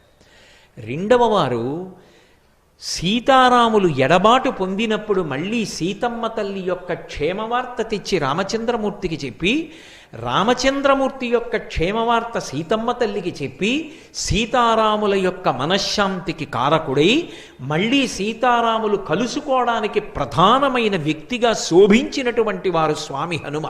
అందుకే ఎప్పటికీ హనుమ మహాత్ముడుగా జగద్రక్షకుడుగా నిలబడిపోయారు. మూడవ వారు వాల్మీకి మహర్షి. వాల్మీకి మహర్షి శ్రీరామాయణ రచన అంతా చేయడం ఒకెత్తు, రామాయణంలో ఆయన కూడా ఒక వ్యక్తి, పాత్ర అనకూడదు. పాత్ర అంటే కాల్పనిక సాహిత్యం అయితే, అది ఏదో కల్పించి రచించిన గ్రంథం అయితే, అందులో కల్పించి కూర్చబడినటువంటి ఒక వ్యక్తిని పాత్ర అంటారు. అది ఊహచేత నిర్మింపబడింది తప్ప నిజంగా ఉన్నాడని కాదు. కానీ శ్రీరామాయణంలో వాల్మీకి మహర్షి వ్యక్తి, పాత్ర కారు, ఊహాజనితం కాదు. యథార్థంగా వాల్మీకి మహర్షి రామాయణంలో ఒక వ్యక్తిగా ప్రవర్తించారు. ఆయన ధర్మానికి కట్టుబడినటువంటి రామచంద్రమూర్తి సీతమ్మని అరణ్యములకు పంపించవలసిన సందర్భం ఏర్పడితే సీతమ్మని తన ఆశ్రమంలో ఉంచుకొని ఆమెకి కలిగినటువంటి కుమారులకు నామకరణం చేసి వాళ్ళకి అస్త్రవిద్య నేర్పించి రామాయణాన్ని వీణ మీద పాడి గానం చెయ్యడం వాల్మీకి మహర్షియే లవకుశులకు ఉపదేశం చేశారు. మళ్ళీ చిట్ట చివర సీతమ్మ తల్లి యొక్క అవతార పరిసమాప్తికి పూర్వం సీతారాములిద్దరూ కలుసుకోవడానికి కారకులైనటువంటి వారు వాల్మీకి మహర్షి. అందుకే ఎక్కడెక్కడ రామాయణంలో సీతారాములిద్దరినీ కలపడంలో ప్రధానమైనటువంటి వారై ఉంటారో, సీతారాముల ఇద్దరి యొక్క మనశ్శాంతికి కారకమైన వారై ఉంటారో అటువంటి వారు మహాత్ములై కీర్తింపబడతారు. స్వామి హనుమ అంత అద్భుతమైనటువంటి స్థితిలో రామాయణంలో సీతారాముల్ని కలిపారు. ఒకానొకప్పుడు అసలు ఈ రామాయణం ఏమైపోతుంది, ఎలా పూర్తవుతుంది అన్న అనుమానం ఉన్న చోట ఆయన ఒక మహారత్నమై రెండవ వైపు రామాయణాన్ని తీసుకెళ్ళి కలిపారు, మహామాలగా మార్చారు. అందుకే రాముడు బయలుదేరాడు, అరణ్యవాసంలో వెతుక్కుంటూ వెడుతున్నాడు. అరణ్యకాండలో ఎక్కడా సీతమ్మ కనపడలేదు. కానీ సుగ్రీవుడికి రామచంద్రమూర్తికి సంధి కుదిరేటట్టుగా ప్రధానమైనటువంటి స్థితిలో ప్రవర్తించి వారిద్దరికీ సంధి చేసినటువంటి వారు స్వామి హనుమ. ఆ కారణం చేత తన ప్రభువైనటువంటి సుగ్రీవుడికి ఉపశాంతి కలిగి రాజ్యం కలిగింది. అలాగే రామచంద్రమూర్తికి సీతమ్మ యొక్క జాడ తెలుసుకునేటటువంటి అవకాశం కలిగింది. ఆ హనుమ అనబడేటటువంటి వ్యక్తి లేకపోతే అసలు రామాయణం ఏమైపోతుంది అన్నదాన్ని నిర్ణయించడం కూడా కష్టం. అందుకే రామాయణ మహామాలారత్నం వందే అనిలాత్మజం. ఆయన ఉపకారం చెయ్యడానికి ఇది కారణము అని చెప్పవలసి వస్తే ఒక్కటే కారణం. ఏమిటా కారణము అంటే కేవలము భక్తి. భక్తి యొక్క మాట విస్తృతి పొందినప్పుడు ధర్మము, ఎక్కడ ధర్మమునందు అనురక్తి ఉంటుందో అక్కడక్కడ స్వామి హనుమ యొక్క కటాక్షం ఉంటుంది. అందుకే భగవంతుడు చెప్పిన మాట వేదం, వేదంలో చెప్పబడినది ధర్మం. భక్తి అంటే ఏదో తులసిమాల తీసుకొచ్చి స్వామికి అలంకారం చేయడం భక్తి అనిపించుకోదు.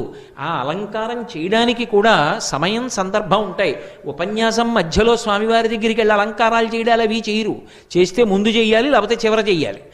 అలంకారం చెయ్యడం భక్తి కాదు, సందర్భాన్ని చూసి ప్రవర్తించడం భక్తి. రెండు, వేదం చెప్పినట్టు బ్రతకడం భక్తి. వేదము ఈశ్వర ప్రోక్తం. ఈశ్వరుడు ఇలా బ్రతకండి అని చెప్పాడు. ఆయన ఎలా బ్రతకమని చెప్పాడో అలా బ్రతకడం భక్తి. అలా బ్రతకడానికే ధర్మ మార్గంలో ఉన్నాడు అని పిలుస్తారు. ఈశ్వరుడు ఏది చెప్పాడో అది ధర్మమైతే ఆ ధర్మాన్ని పట్టుకున్నవాడెవరో వాడు ధార్మికుడు. ఆ ధార్మికుడికి ప్రత్యేకమైన ఉపాసన అక్కర్లేదు. ధర్మాన్ని పట్టుకున్న కారణం చేత స్వామి హనుమ యొక్క అనుగ్రహం సర్వకాలముల యందు ఉంటుంది. నేను మీకు ఒక ఉదాహరణ చూపిస్తాను. వాయుపుత్రుడు స్వామి హనుమ. వాయుపుత్రుడు యథార్థమనకు హనుమ ఒక్కరే కాదు, భీమసేనుడు కూడా వాయుపుత్రుడే. భీమసేనుడు వాయుపుత్రుడైనా హనుమకి ఎంత బలపరాక్రమములున్నాయో, ఎంత బుద్ధి వైభవమున్నదో అంత బుద్ధి వైభవము అంత బలపరాక్రమములు భీముడికి ఉన్నాయి అని చెప్పడం సాధ్యం కాదు. రెండు, వాయుపుత్రుడైనటువంటి భీముడికి ఉపాసన లేదు. భీముడికి గుడి కట్టడం కానీ, భీముడికి అష్టోత్తరం కానీ, భీముడికి ఉపాసన కానీ, భీముడి మీద స్తోత్రాలు కానీ ఉండవు. కానీ వాయుపుత్రుడైనటువంటి హనుమకి మాత్రం ఉపాసన ఉంది. సర్వకాలముల యందు ఆయన్ని స్తోత్రం చేసి ఆయన్ని అనుగ్రహాన్ని పొందడానికి ప్రయత్నం చెయ్యడం అనేది లోకంలో ఉంది. ఎందుకని ఉంది అంటే కేవలము వాయుపుత్రుడైన కారణం చేత అంత బలవంతుడు కాడు. ఆయన తన నడవడి చేత అసలు అవతార ప్రారంభమునందే దేవతలందరి యొక్క విశేషానుగ్రహము చేత, తన బుద్ధిబలము చేత, గురువు యొక్క కటాక్షము చేత, సీతారాముల అనుగ్రహ బలం చేత, తన భక్తి చేత, తన యొక్క ధర్మం చేత, తన యొక్క త్యాగము చేత అంత వైభవోపేతమైనటువంటి స్థితిని సంతరించుకున్నారు. అందుకే అడగవలసిన అవసరం లేకుండా ధర్మం ఎక్కడ నిలబడాలో అక్కడ హనుమ యొక్క రక్షణ ఉంటుంది. అందుకే ధర్మాత్ములైన వారి జోలికి, పరమ భక్తులైన వారి జోలికి వెళ్ళి వాళ్ళ మనసు కష్టపడి వాళ్ళని ఇబ్బంది పెట్టే ప్రయత్నం చేశారనుకోండి, ఆయన మనసు కష్టపడనంత కాలం పర్వాలేదు. ఆయన కన్నుల నీరు కారిందనుకోండి, హనుమ ఆయన సంగతి చూడడం మొదలుపెట్టిన నాడు ప్రమాదాలు ఏర్పడతాయి. అందుకే హనుమ జోక్యం ఎందుకుంటుంది అంటే ధర్మం కోసం ఉంటుంది. మీకు నేను దీనికి ఒక ఉదాహరణ చూపిస్తాను. త్రేతాయుగంలో రామాయణం జరిగింది. ద్వాపర యుగంలో కురుక్షేత్ర సంగ్రామం జరిగింది. ద్వాపర యుగంలో ఒకానొకప్పుడు పాండవులందరూ కూడా అరణ్యవాసం చేశారు. ఎందుకు అరణ్యవాసం చేశారు, ఎందుకు అజ్ఞాతవాసం చేశారు, ఈ విశేషాలన్నీ మీకు తెలిసున్నవి. వాళ్ళు అరణ్యవాసం చేస్తున్న రోజులలో 6 రోజులు బదరీ క్షేత్రంలో ఉన్నారు. 6 రోజులు బదరీ క్షేత్రంలో ఉన్నప్పుడు ఒక రోజున భీమసేనుడు ద్రౌపదీదేవితో కలిసి ఆ బదరీ క్షేత్రానికి కింద హిమవత్ పర్వత ప్రాంతంలో ఒక చోట కూర్చుని ఉన్నాడు శిలావేదిక మీద. ఎక్కడ నుండో పెద్ద గాలి వేసింది. ఆ గాలికి ఒక పెద్ద తామర పువ్వు ఒకటి వచ్చి వాళ్ళ దగ్గర పడింది.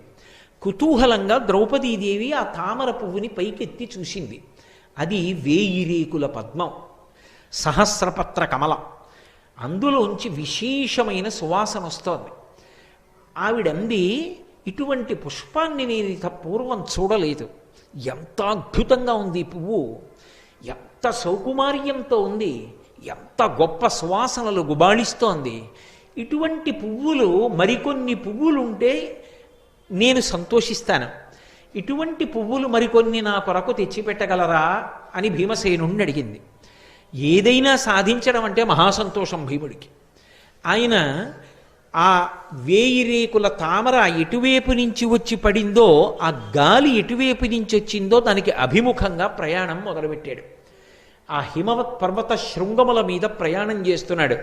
కనపట్ట జంతువుల్ని తన చేతులతో మర్దిస్తున్నాడు. మంచి చల్లటి నీరు కలిగినటువంటి ఒక సరోవరం కనపడింది. అందులో దిగాడు, స్నానం చేశాడు. కనపడ్డ తీయటి పళ్ళన్నీ తింటున్నాడు. నడిచి వెడుతున్నాడు. ఆ వెడుతున్నప్పుడు కిన్నెరకాంతలు మొదలైనటువంటి వాళ్ళు ప్రచ్ఛన్న రూపాలతో గుహల్లో దాక్కుని భీమసేనుని యొక్క పౌరుష పరాక్రమాల్ని, ఆయన యొక్క అద్భుతమైనటువంటి ఆ శరీరాన్ని చూసి ఆశ్చర్యపోతున్నారు. ఆ స్నానం చేసి బయలుదేరి వెడుతున్నటువంటి భీముడికి ఆ ప్రకృతి, ఆ వాతావరణం పులకింపచేసి లోపల కలిగినటువంటి సంతోషాన్ని పట్టలేక తన శంఖాన్ని తీసి పెద్దగా పూరించి సింహనాదం ఒకటి చేశాడు. చేసేటప్పటికీ అక్కడ ఉన్నటువంటి ప్రాణుల గుండెలు బద్దలైపోయాయి, నెత్తురు కక్కుకున్నాయి. భీమసేనుడి శంఖనాదం, ఆయన సింహనాదం అంటే అలా ఉంటాయి. అదే సమయంలో అక్కడ గంధమాదన పర్వతం ఉంది. ఇప్పటికీ మీరు బదరీ వెడుతుంటే చెప్తారు, ఇదే గంధమాదన పర్వతం అని చెప్తారు. ఇప్పటికీ స్వామి హనుమ ఆ గంధమాదన పర్వతం మీదే ఉంటారు అని చెప్తారు పెద్దలు. పరాశర సంహిత కూడా అదే విషయాన్ని ధృవీకరించింది, మహాభారతం కూడా ఆరణ్యపర్వం అదే విషయాన్ని ధృవీకరించింది. నేనైతే ఏమంటానంటే ఎక్కడ రామనామం ఉంటుందో అక్కడ హనుమ ఉంటారు అని చెప్తాను. కాబట్టి ఆ గంధమాదన పర్వతం మీద విహరిస్తూ వెళుతున్నాడు. ఆ సౌగంధికా పుష్పం, ఆ 1000 రేకుల తామర పువ్వు ఎట్నుంచి వచ్చిందో ఆ చెట్టు వెతుకుతూ వెడుతున్నాడు. వెతుకుతుండగా అక్కడే పెద్ద కదళీవనం ఉంది. కదళీవనం అంటే అరటి తోట. అరటి తోటల్లో స్వామి హనుమ తిరుగుతూ ఉంటారు. ఆయనకి అది మిక్కిలి ప్రీతిపాత్రమైనటువంటి ప్రదేశం.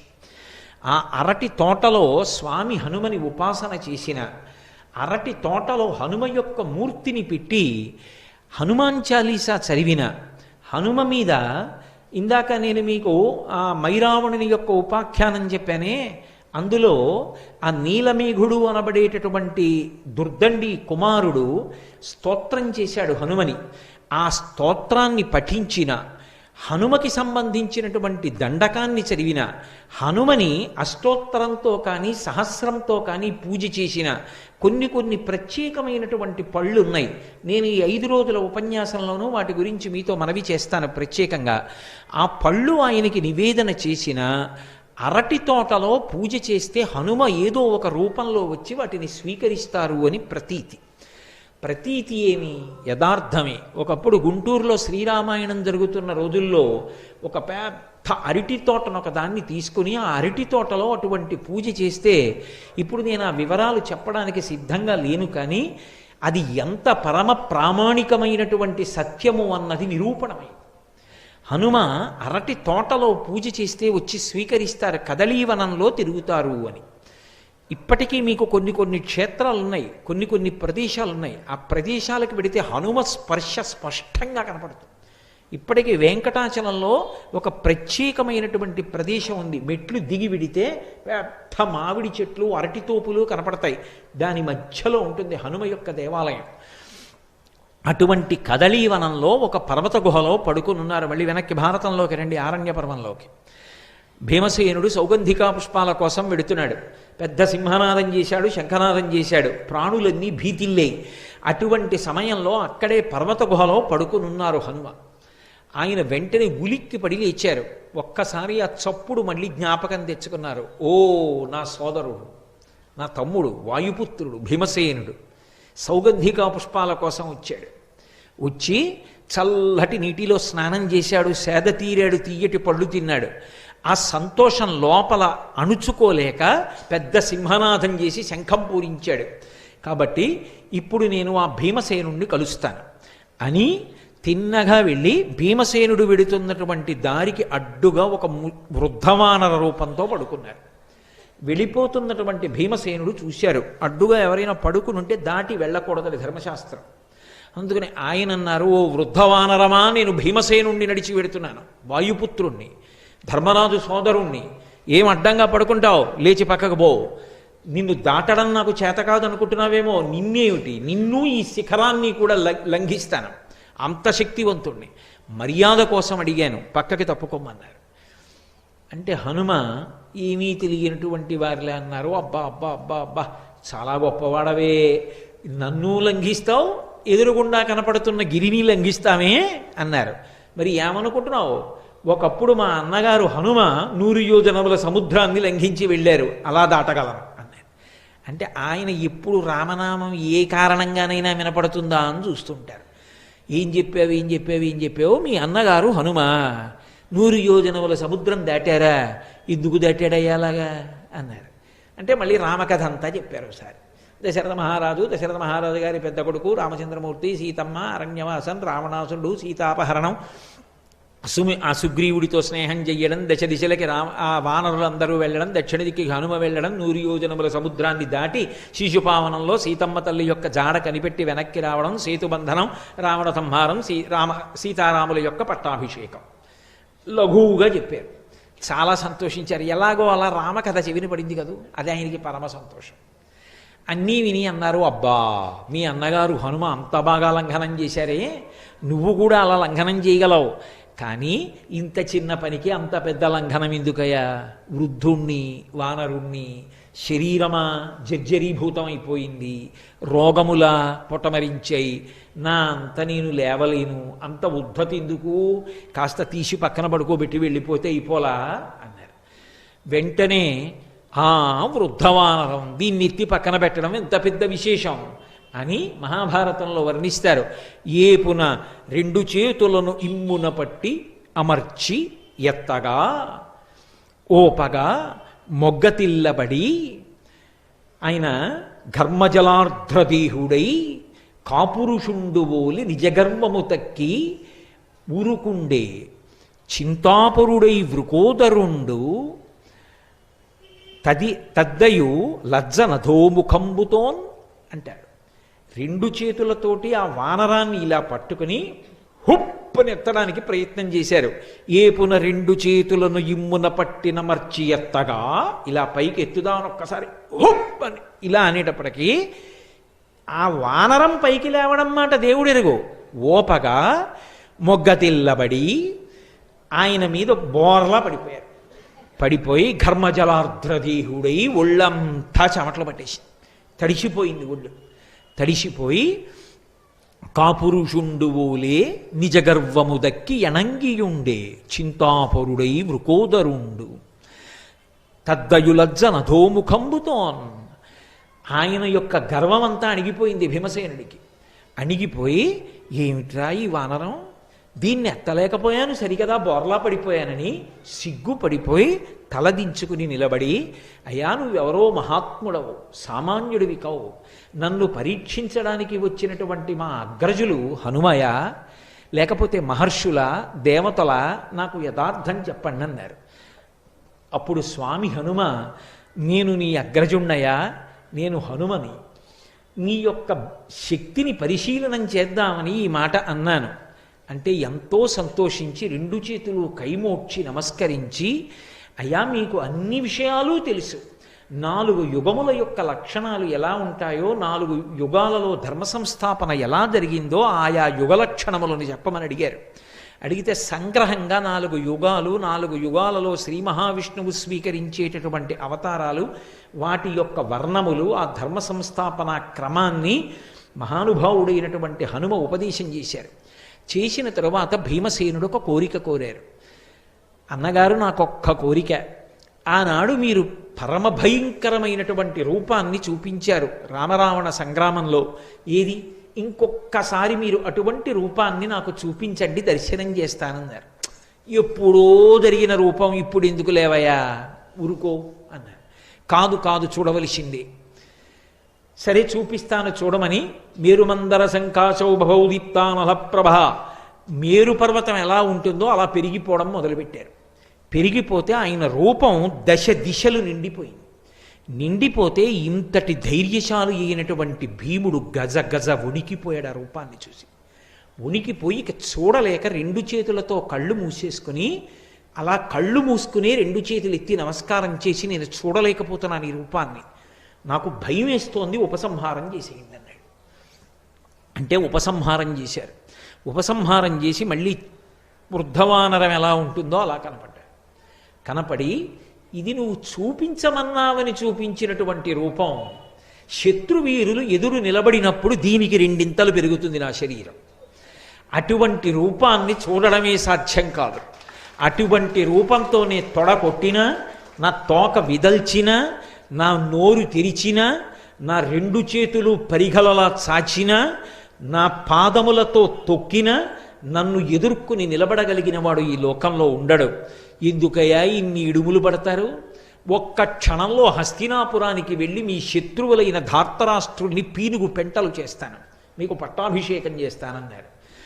మేము పౌరుష పరాక్రమాలు ఉన్నవాళ్ళమే, మీ అండదండలుండగా మాకేమి లోటు స్వామి హనుమ, మీరు మాకు అన్నగారు కాబట్టి మీ ఆశీర్వచనం చాలు, మేము మా పరాక్రమంతో శత్రువుల్ని సంహరించి రాజ్యాన్ని చేపడతాం, మీ ఆశీర్వచనం మాకుంచండి అన్నారు.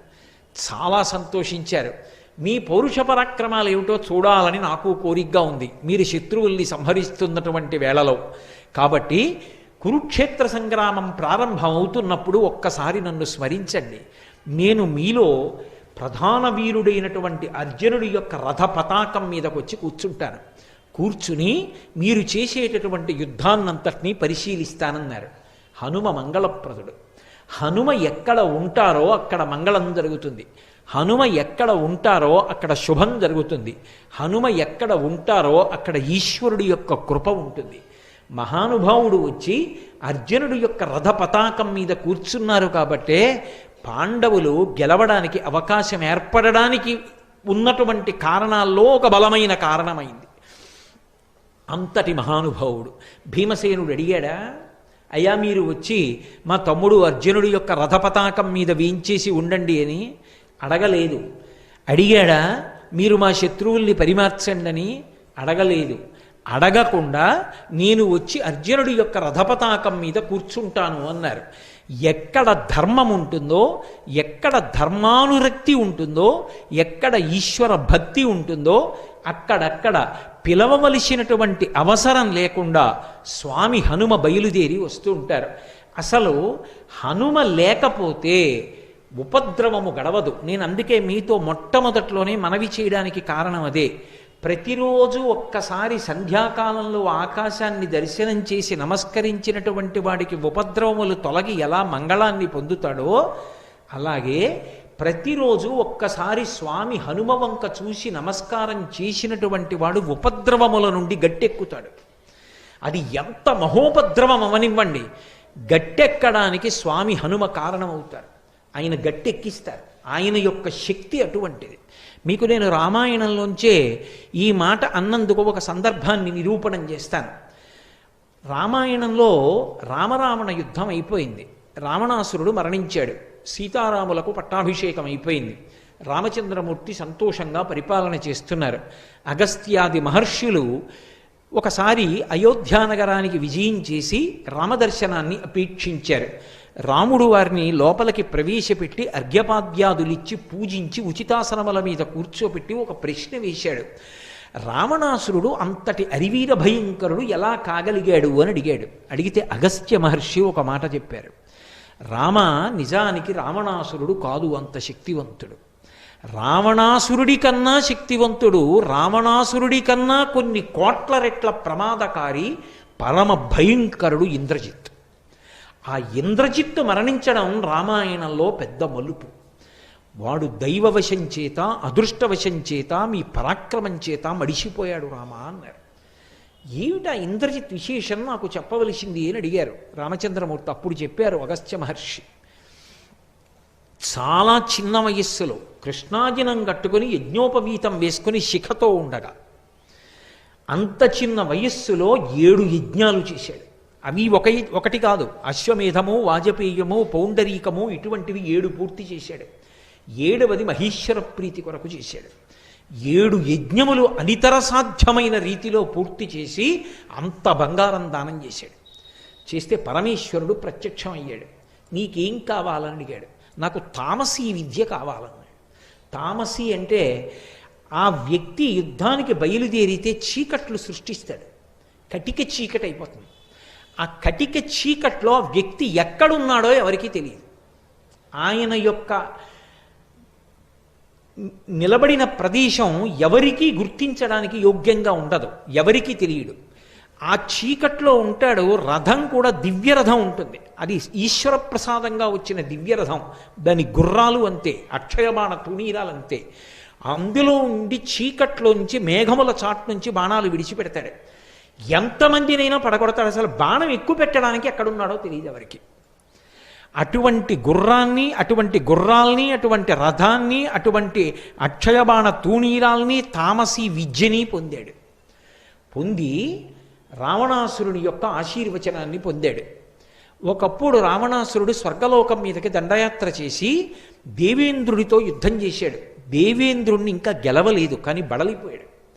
ఆ బడలిపోయి ఉన్నప్పుడు బయలుదేరి వచ్చాడు ఇంద్రజిత్తు. తనకున్నటువంటి తామసీ విద్యని ఆవిష్కరించాడు.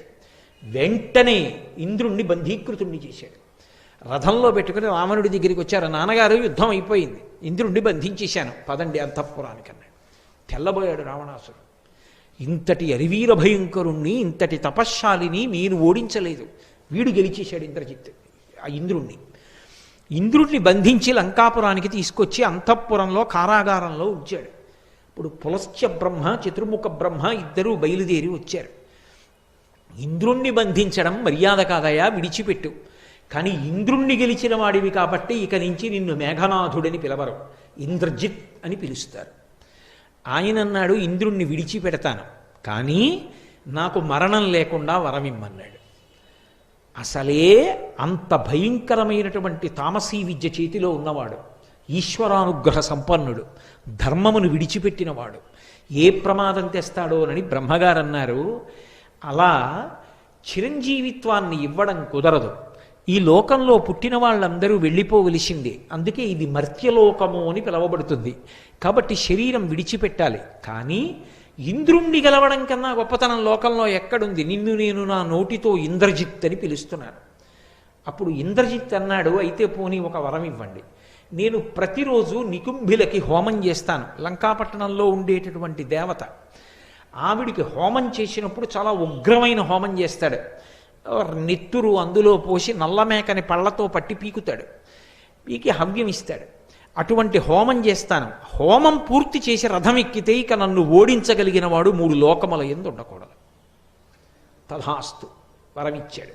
అందుకే ఇంద్రజిత్తుని ఎవరూ నిగ్రహించలేరు. అటువంటి ఇంద్రజిత్ రామాయణంలో ఏ కారణానికి పడిపోయాడో తెలుసా? అసలు మీరు యుద్ధకాండ చదివితే రామాయణం ఇంతకుముందు ఎప్పుడూ చదవలేదు, ఇదే మొట్టమొదటిసారి. అసలు రామకథ ఏమిటో తెలియదు అనుకోండి, ఉద్విగ్నతతో వెంట్రుకలు నిక్కపొడుచుకుంటే అసలు ఏమవుతుందని. రామరావణ యుద్ధం కన్నా ఇంద్రజిత్ యుద్ధం అలా ఉంటుంది యథార్థానికి. వాడు బ్రహ్మాస్త్రం వేసి బంధించాడు రామలక్ష్మణులను. ఒకసారి మాయాసీతని తీసుకొచ్చాడు రథంలో. హనుమ అంతటి వారు నమ్మేశారు నిజంగా సీతని. ఎందుకంటే అశోకవనంలో హనుమ దర్శనం చేసినప్పుడు కృషీభూతయ్యి సీతమ్మ ఎలా ఉంటుందో అటువంటి సీతమ్మని మాయాసీతని సృష్టించాడు. సృష్టించి ఆవిడ్ని కర్ర పెట్టి కొడుతూ తీసుకొచ్చాడు. ఆవిడ అరుస్తుంటే ఆ బాధ చూసి యుద్ధం చేస్తున్న వానరులందరూ తెల్లబోయి ఆగిపోయారు. హనుమ అంతటి వారు దుర్మార్గుడా, కులకాంతని కొడుతున్నావు, నాశనం అయిపోతావురా అన్నారు. కొట్టడం ఏమిటి? ఈమె కొరకు కదా మీరు యుద్ధానికి వచ్చారు, ఈమె మీకు దక్కకుండా చేస్తానని ఖడ్గం తీసి కంఠం నరికించాడు. సీతమ్మ మరణించిందనుకున్నారు. అనుకుని రామలక్ష్మణులు అంతటి వాళ్ళు మూర్చిపోయారు. లక్ష్మణస్వామి తెలివి పొంది రామచంద్రమూర్తిని ఊరడించాడు. ఇంకేమి రామాయణం అసలు. వానరులందరూ దిక్కులు పట్టి పారిపోయారు. హనుమాంతటి వారు కూడా నిర్వేదానికి గురైపోయారు. అప్పుడు అదృష్టవశాత్తు విభీషణుడు వచ్చాడు. వాడు మాయావి, రాక్షసుడు. వాడు సీతమ్మని చంపుతాడా? అంత కామమున్న రావణుడు సీతమ్మని సంహరిస్తే ఒప్పుకుంటాడా? ఒక్కనాటికి ఒప్పుకోడు. ఆమె మాయాసీత. తన మాయాశక్తుల చేత సృజించాడు సీతమ్మని.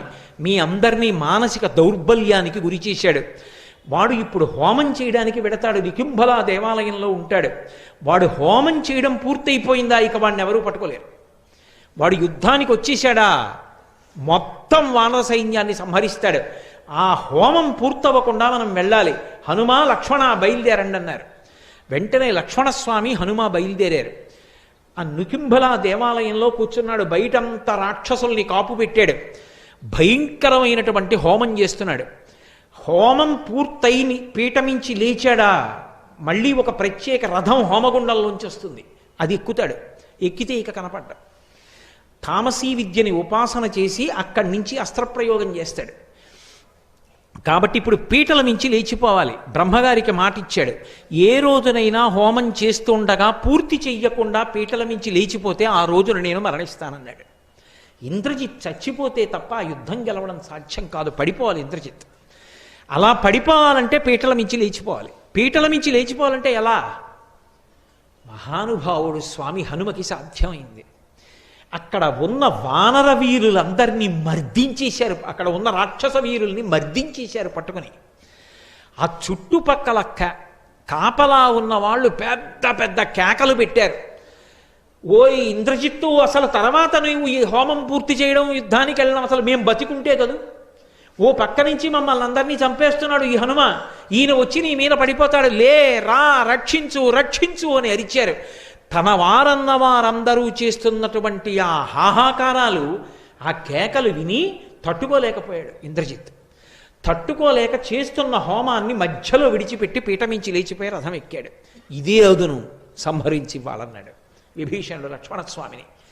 స్వామి హనుమ రోజున అలా బుద్ధితో యుక్తి పన్ని ఉండి ఉండకపోతే, అంత బలంతో రాక్షసుల్ని మర్దించి ఉండకపోతే అసలు లేస్తాడా పీటల మించి ఇంద్రజిత్? లేవకపోతే ఇంద్రజిత్తుని సంహారం చేయడం కుదురుతుందా? ఆ రోజు వాడు హోమం పూర్తి చేస్తే ఏమయ్యేదో రామాయణం. హోమం పూర్తి చేయకుండా రథం ఎక్కి యుద్ధానికి వచ్చాడు. యుద్ధానికి వస్తే ఇద్దరి మధ్య భయంకరమైన యుద్ధం జరుగుతోంది. లక్ష్మణస్వామి నేల మీద ఉన్నారు, వాడు రథం మీద ఉన్నాడు, అది దివ్యరథం. అప్పుడు స్వామి హనుమ వాహనమై లక్ష్మణస్వామిని తన భుజాల మీదకి ఎక్కించుకున్నారు. ఎక్కించుకున్న నాడు ఆ హనుమని బాణములు పెట్టి కొడితే పూచిన మోదుగు చెట్టులా అయ్యారు. అయినా సరే రామకార్యం కోసం, రాముడి కోసం, ధర్మం కోసం, తనని నమ్ముకున్న వానరుల కోసం, తన ప్రభువైన సుగ్రీవుడి కోసం లక్ష్మణస్వామిని వహించారు. భయంకరమైనటువంటి యుద్ధం ఇద్దరికీ మధ్య జరిగింది. అంత భయంకరమైనటువంటి యుద్ధం జరిగితే ఆ యుద్ధంలో చిట్ట చివరికి రౌద్రాస్త్రాన్ని ప్రయోగించాడు. రథాన్ని పడగొట్టాడు, సారథిని పడగొట్టాడు. చిట్ట చివరికి ఇంద్రజిత్తు ఇవన్నీ పోయినా సరే చేతిలో ఖడ్గాన్ని పట్టుకొని వేరొక ధనస్సు తీసుకుని లక్ష్మణస్వామి మీదకి యుద్ధానికి వచ్చాడు. ఐంద్రాస్త్రాన్ని ప్రయోగించి రామాయణానికి మూలమంత్రం అంటారు. ధర్మాత్మ సత్యసంధశ్చ రామో దాశరథిర్యది పౌరుషీచ ప్రతిద్వంద్వశరైనం జహిరావణిం. ఈ మాటలు చెప్పి రావణుని యొక్క కుమారుడైన ఈ ఇంద్రజిత్తు మరణించుగాక అని బాణప్రయోగం చేస్తే అప్పుడు ఇంద్రజిత్తు యొక్క శిరస్సు ఛేదింపబడింది. స్వామి హనుమ లేకపోతే అసలు ఆ ఇంద్రజిత్తు సంహారం చెయ్యడం అనేటటువంటిది అంత తేలికగా జరిగి ఉండేదా అనే ఆలోచన చేస్తే అసలు అది అంత తేలికగా జరిగేటటువంటి కార్యం కానే కాదు. మహానుభావుడైనటువంటి హనుమ ఆర్తత్రాణపరాయణుడై ఎక్కడ ఎవరు ఎలుగెత్తి హనుమాని పిలవనివ్వండి, పరమ సంతోషంతో పరుగు పరుగున వచ్చి కాపాడతారు. ఆయన్ని పిలవక్కర్లేదు, ఆయన పేరు పెట్టి రామనామం చెప్తే చాలు పరమ ప్రసన్నుడైపోతారు. అందున ఆశ్చర్యం ఏమిటంటే సంవత్సరం మొత్తం మీద తప్పకుండా రామనామం కంఠ ఉన్నందుకు గళమెత్తి చెప్పవలసిన రోజు ఏదైనా ఉంటే ఇవ్వాలే. మార్గశిర మాసంలో వచ్చినటువంటి శనివారం. ఈ శనివారం నాడు ఎవరు రామనామ సంకీర్తనం చేస్తారో వాళ్ళందరికీ కూడా హనుమ యొక్క కృప విశేషంగా కలుగుతుంది. అంతటి మహానుభావుడు. ఒకరినేమి, ఆయన ఒకానొకనాడు తరిగొండ వెంగమాంబ గారిని రక్షించలా. తల్లి ఎక్కడో తరిగొండలో పుట్టారు, తిరుకొండ చేరుకున్నారు. తిరుకొండ తిరుమల, తరిగొండ వెంకటాచల క్షేత్రానికి దగ్గరలోనే ఉంటుంది. నరసింహస్వామి బిడ్డలు లేకపోతే కానాల కృష్ణయ్య మంగమ్మ అనేటటువంటి దంపతులు వెంకటాచలంలో వెంకటేశ్వర స్వామి వారిని ఉపాసన చేస్తే ఆయన అనుగ్రహంగా పుట్టింది. అందుకని వెంకమ్మ అని పేరు పెట్టుకున్నారు. చిన్నప్పటి నుంచి ఎప్పుడూ పూజలు భజనలు సంకీర్తనలు చేసేదావిడ. ఈ పిల్ల ఆడపిల్ల ఇక్కడ ఇలా భక్తిలో మునిగిపోతే రేపు పొద్దున్న అత్తవారింట్లో ఎలా పేరు తెచ్చుకుంటుంది? పెళ్లి చేయండి, మార్పు వస్తుందన్నారు. వెంటనే వెంకటాచలపతి అనబడేటటువంటి ఒక వ్యక్తిని చూసి వివాహం చేశారు. ఇంకా కాపరానికి వెళ్ళనే లేదు, ఆ భర్త గారు శరీరం విడిచిపెట్టాడు. నేను విధవని కాను, నేను ఎప్పుడో వెంకటేశ్వరుడు ఇల్లాలని, నాకు పెళ్లి చెయ్యొద్దని చెప్పేది ఆవిడ. అందుకని ఆవిడ సౌభాగ్య సూచనలను విడిచిపెట్టలేదు. విడిచిపెట్టకపోతే ఆ తరిగొండలో నేను ఆ తరిగొండ వెళ్ళి ప్రత్యేకంగా ఆ నరసింహస్వామి దేవాలయం, వేంగమాంబ గారు తిరిగిన ప్రాంతాలు దర్శనం చేసి పరమ పరవశత్వాన్ని పొంది వచ్చాను ఒకప్పుడు. ఆ నృసింహస్వామి దేవాలయం ఇప్పటికీ మీరు వెళ్ళినా చూడొచ్చు తరిగొండలో. ఆ తల్లి మంగళప్రదమైనటువంటి చిహ్నములతో సౌభాగ్యవంతురాలైన స్త్రీ ఎలా ఉంటుందో అలా పసుపు, గాజులు, పువ్వులు, కుంకం వీటితో ఉంటోందని ఒకప్పుడు ఆ ఊరు పీఠాధిపతులు వస్తే వారికి ఫిర్యాదు చేశారు. ఊళ్ళో ఉన్నవారు ఆయన పిలిపించారు వెంగమాంబ గారిని. వెంగమాంబ గారు చేతిలో పళ్ళు పట్టుకొచ్చి అక్కడ పెట్టి నిలబడ్డారు, నమస్కరించలేదు. పీఠాధిపతులు అడిగారు, ఎందుకు నమస్కరించలేదు నాకని అడిగారు. మీరు ఏమనుకోకుండా ఒక్కసారి లేవండి అన్నారు ఆవిడ. పీఠాధిపతులు లేచారు. ఆవిడ పీఠానికి నమస్కారం చేశారు. పీఠానికంటే ఆయన కూర్చున్న ఆసనానికి. ఆసనం భగ్గున కాలిపోయింది. అప్పుడు ఆయనకు అర్థమైంది ఈవిడ కారణజన్మురాలు. ఇటువంటి ఆవిడ జోలికి వెళ్ళవద్దు, ఈమె సంప్రదాయములకు అతీతమైన వ్యక్తి. అన్నీ ఒక గాట కలిపి మాట్లాడకూడదు, ఆమె సంప్రదాయాతీతమైన వ్యక్తి అని పీఠాధిపతులు చెప్పిన తరువాత కొన్నాళ్ళు ఆవిడ జోలికి వెళ్ళలేదు. కానీ ఒకప్పుడు ఆమె ఆ దేవాలయంలో హనుమ పాద సన్నిధిలో కూర్చుని ధ్యానంలో ఉండగా అర్చకులు జుట్టు పట్టి ఈడ్చేసి, మా ఊరికి దాపురించావు, ఎక్కడికైనా పోయినా బాగుండు నువ్వు అన్నారు. ఆ మాట ఆవిడికి ఎందుకో వెంకటాచల క్షేత్రానికి వెళ్ళిపోమ్మని చెప్తున్నట్టుగా అనిపించింది. 20 సంవత్సరాల వయస్సులో కటిక చీకట్లో కాకులు దూరని కారడవి, చీమలు దూరని చిట్టడవి అని చిన్నప్పుడు కథల్లో చెప్తారే, అటువంటి అరణ్యంలో బయలుదేరి ఆవిడ వెంకటాచల క్షేత్రాన్ని చేరుకోవడానికి ప్రయత్నించారు. అంత చీకటిలో ఆవిడ వెడుతున్నప్పుడు ఆమెని అరణ్యంలో కాపాడిన స్వామి ఎవరో తెలుసా? స్వామి హనుమ. త్రోవ హనుమ అంటారు, ఇప్పటికీ ఉంది వెంకటాచల క్షేత్రంలో ఆ మూర్తి. కాబట్టి మహానుభావుడు ఆయన ఎప్పుడు ఎక్కడ ఎవరిని ఆదుకోలేదు. స్వామి అని పిలిస్తే చాలు, ధర్మం కోసం, ధర్మమునందు అనురక్తి ఉన్న వారి కోసం పరుగు పరుగున వచ్చి కాపాడారు. ఆయన సంగీతమునందు కూడా అంతటి మహాప్రవేశం ఉన్నటువంటి వారు. పరాశర సంహితలో ఒక విషయం చెప్తారు, ఆయన ఎంత వినయమున్నవారో. గర్వం అన్న మాటకు ఆయన అంత వ్యతిరేకి. గర్వం అంటే ఆయనకు అసహ్యం. ఒకానొకప్పుడు గరుత్మంతుడు అహంకారాన్ని పొందాడు. నా అంత గొప్పవాడు ఎక్కడున్నాడు? శ్రీ మహావిష్ణువుకి వాహనాన్ని. ఎటువంటి వారినైనా నా ముక్కుతో చీల్చి చెండాడగలను, నా రెక్కలతో కొడతాను, నా పాదములతో గోళ్లతో చీల్చేస్తానని గమనించాడు కృష్ణ భగవానుడు. ఒకేసారి గరుత్మంతుడికి సత్యభామకి కూడా గర్వభంగం చెయ్యాలనుకున్నాడు. గరుత్మంతుడిని పిలిచి, ఓ వైనతేయ, నువ్వు వెంటనే వెళ్ళి, అదిగో గంధమాదన పర్వతం మీద పర్వత గుహలో పడుకుని ఉన్నారు హనుమ, నేను పిలుస్తున్నానని చెప్పి వెంటనే తీసుకురా అన్నారు. హనుమని తీసుకురావడం పెద్ద విషయం ఏమిటి? ఉత్తర క్షణంలో బయలుదేరి వెళ్ళారు గరుత్మంతుడు మంచి అతిశయంతో. అక్కడ గుహలో యోగనిష్టలో ఉన్నారు. ఆ కుంభకం చేసి యోగనిష్టలో ఉండగా వెళ్ళి హనుమా హనుమా అని పిలిచారు. పలకలేదు.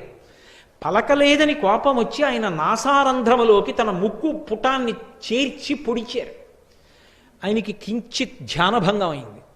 ఆయన చెవి దగ్గరికి వచ్చి అరిచారు. హనుమ చెవి దగ్గరికి వచ్చి ఆయన మెల్లిగా బహిర్ముఖులై, యోగాభ్యాసంలో ధ్యానంలో సమాధి స్థితిలో ఉన్నవాడు ఒక్కసారి బహిర్ముఖుడు కాకూడదు, మెల్లమెల్లగా బహిర్ముఖుడు కావాలి. అందుకని మళ్ళీ ప్రాణాయామంతోనే బహిర్ముఖులు అవుతారు. అందుకని ఈ వైనతేయుడైన గరుత్మంతుడికి గర్వం అణచాలని ఆయన ఒక ముక్కురంధ్రాన్ని పూసి ప్రాణాయామం కోసమని ఒక ముక్కురంధ్రం మూసి ఒక ముక్కురంధ్రంతో గట్టిగా ఊపిరిలాగారు. ఆ ఎదురుగుండా ఉన్నటువంటి గరుత్మంతుడు ఎగిరి వచ్చి ఆయన ముక్కు రంధ్రాన్ని కట్టుకున్నాడు.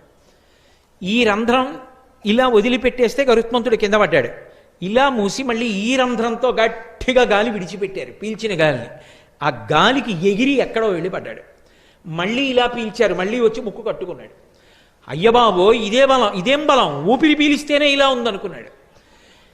అడిలిపోయి ఆయన ఊపిరిని యథాస్థితికి తెచ్చిన తరువాత పైకి ఎగిరిపోయి చూస్తున్నాడు. ఇలా కాదు, ఈయన్ని ఎత్తుకుపోతాను, నా రూపాన్ని పెంచడి, పెద్ద పెద్ద రెక్కలు పెంచాడు. హనుమ తన తోక పెంచి ఆకాశాన్ని చుట్టారు, వాలాన్ని. గరుత్మంతుడు ఆగ్రహించి తన ముక్కుతో దానికి ఛిద్రం చేయబోయాడు, పొడవబోయాడు. వెంటనే తన తోకతోటి గరుత్మంతుణ్ణి చుట్టారు. చుట్టి బంధించి గిర్ర గిర్ర గిర్ర గిర్ర తిప్పి ఆకాశంలో విసిరేశారు. విసిరేస్తే పాలసముద్రం పక్కనున్న కొండ మీద వెళ్ళి పడ్డాడు. పడి అక్కడి నుంచి శరీరం అంతా భిన్నమైపోయి పాలసముద్రంలో మునిగాడు. మళ్ళీ పూర్వ తేజస్సు వచ్చింది.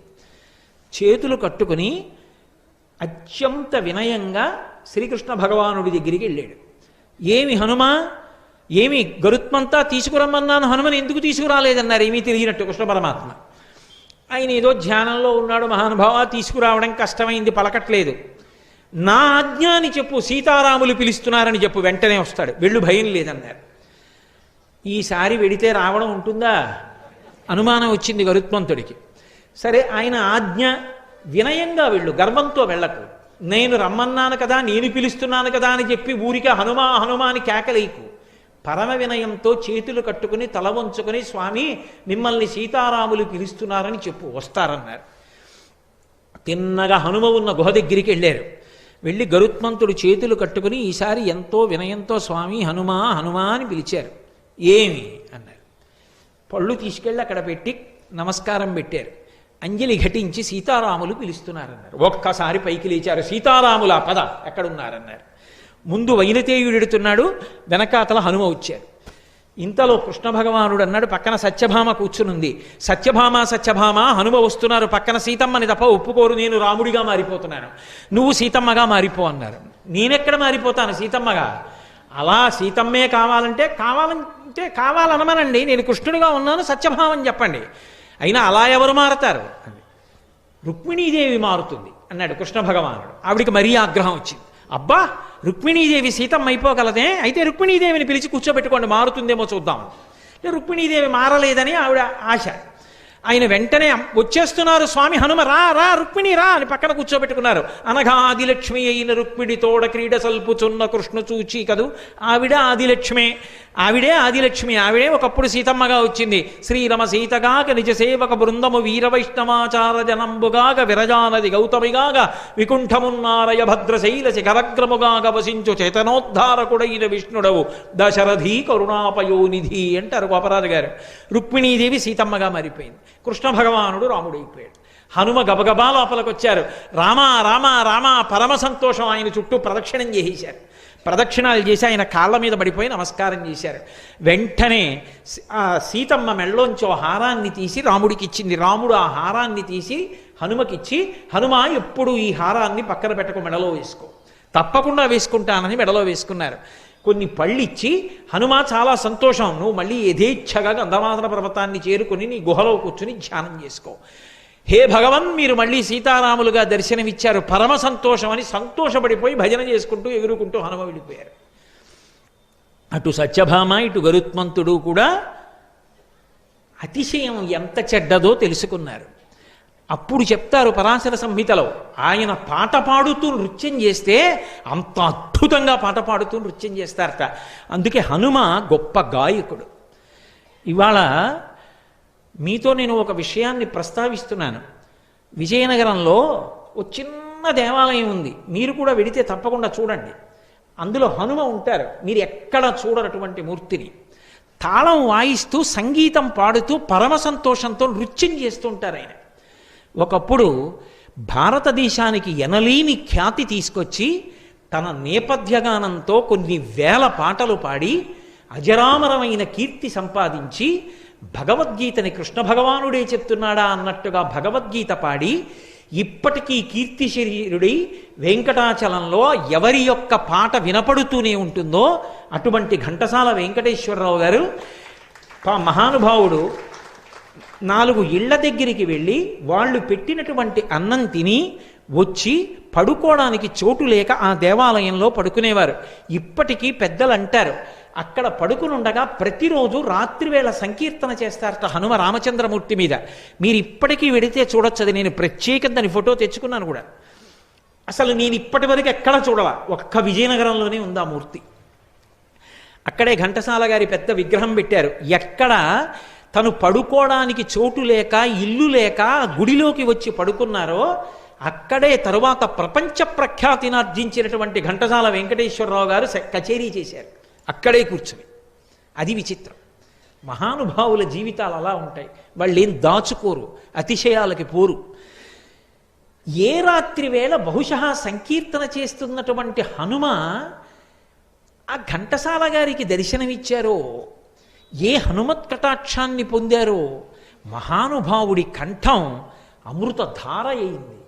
ఇప్పటికీ ఇన్నేళ్ళైపోయింది, ఘంటసాల గారు తెలియని వ్యక్తి ఉంటాడా?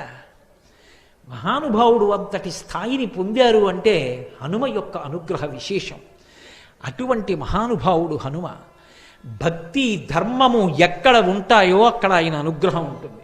నేను మీతో ఒక మాట మనవి చేసి ఉన్నాను కదూ, ఇవాళ నేను ఇంకొక పావుగంట ఉపన్యాసం చెప్పచ్చు, కానీ అంతకన్నా నైమిత్తిక తిథి చాలా ప్రధానం. ఇవాళ ఎంతో ఎంతో గొప్ప రోజు, సంవత్సరం మొత్తం మీద ఇటువంటి రోజు దొరకదు. నేను ఇంట్లో పూజ చేసుకోవడం, నేను నామం చెప్పడం వేరు. మీరు నన్ను గౌరవించి ఇక్కడ కూర్చోపెట్టినందుకు ఇవాళ మీ అందరికీ కూడా నేను అటువంటి అవకాశం కల్పించకపోతే నేను దోషం చేసిన వాడిని అవుతాను.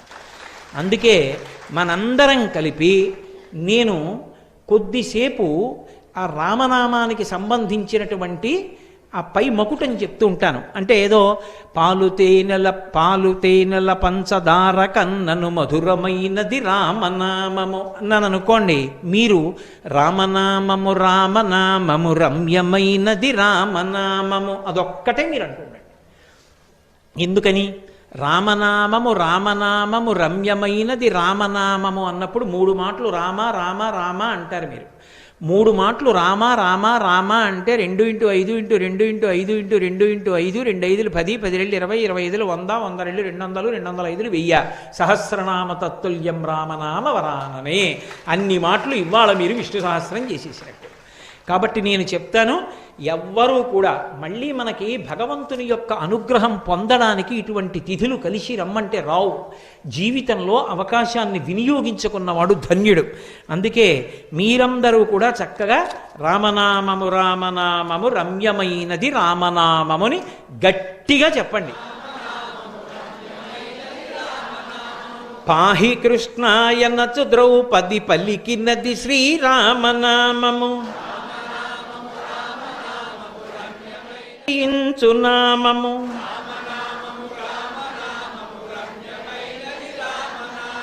బ్రహ్మ సత్యము జగన్మిథ్యాభావమే శ్రీరామనామము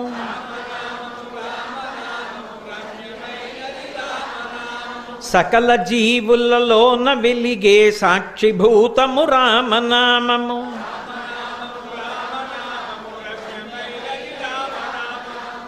ఇప్పుడు మీరు ఎంత గట్టిగా చెప్పగలరో అలా చెప్పాలి. హనుమ మురిసిపోతారు. ఆంజనేయుని వంటి భక్తులక శిష్ట జనముల దివ్య దృష్టికి స్పష్టమగు శ్రీరామనామము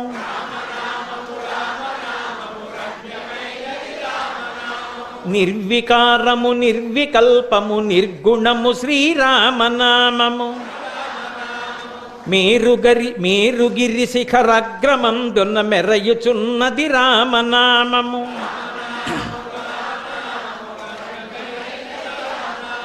ధాత వ్రాసిన వ్రాత తుడి చెడి దైవమే శ్రీరామనామము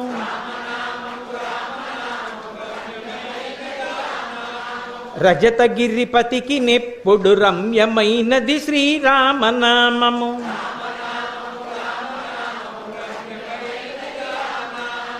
ఆత్మలో జీవాత్మతానై అలరుచున్నది రామనామము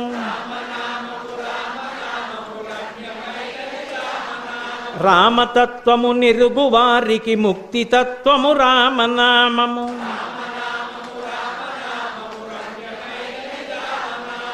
రాక్షసులను తరిమి కొట్టిన నామమే శ్రీరామనామము మంగళంబగు భక్తితో పాడిన శుభకరంబగు శ్రీరామనామము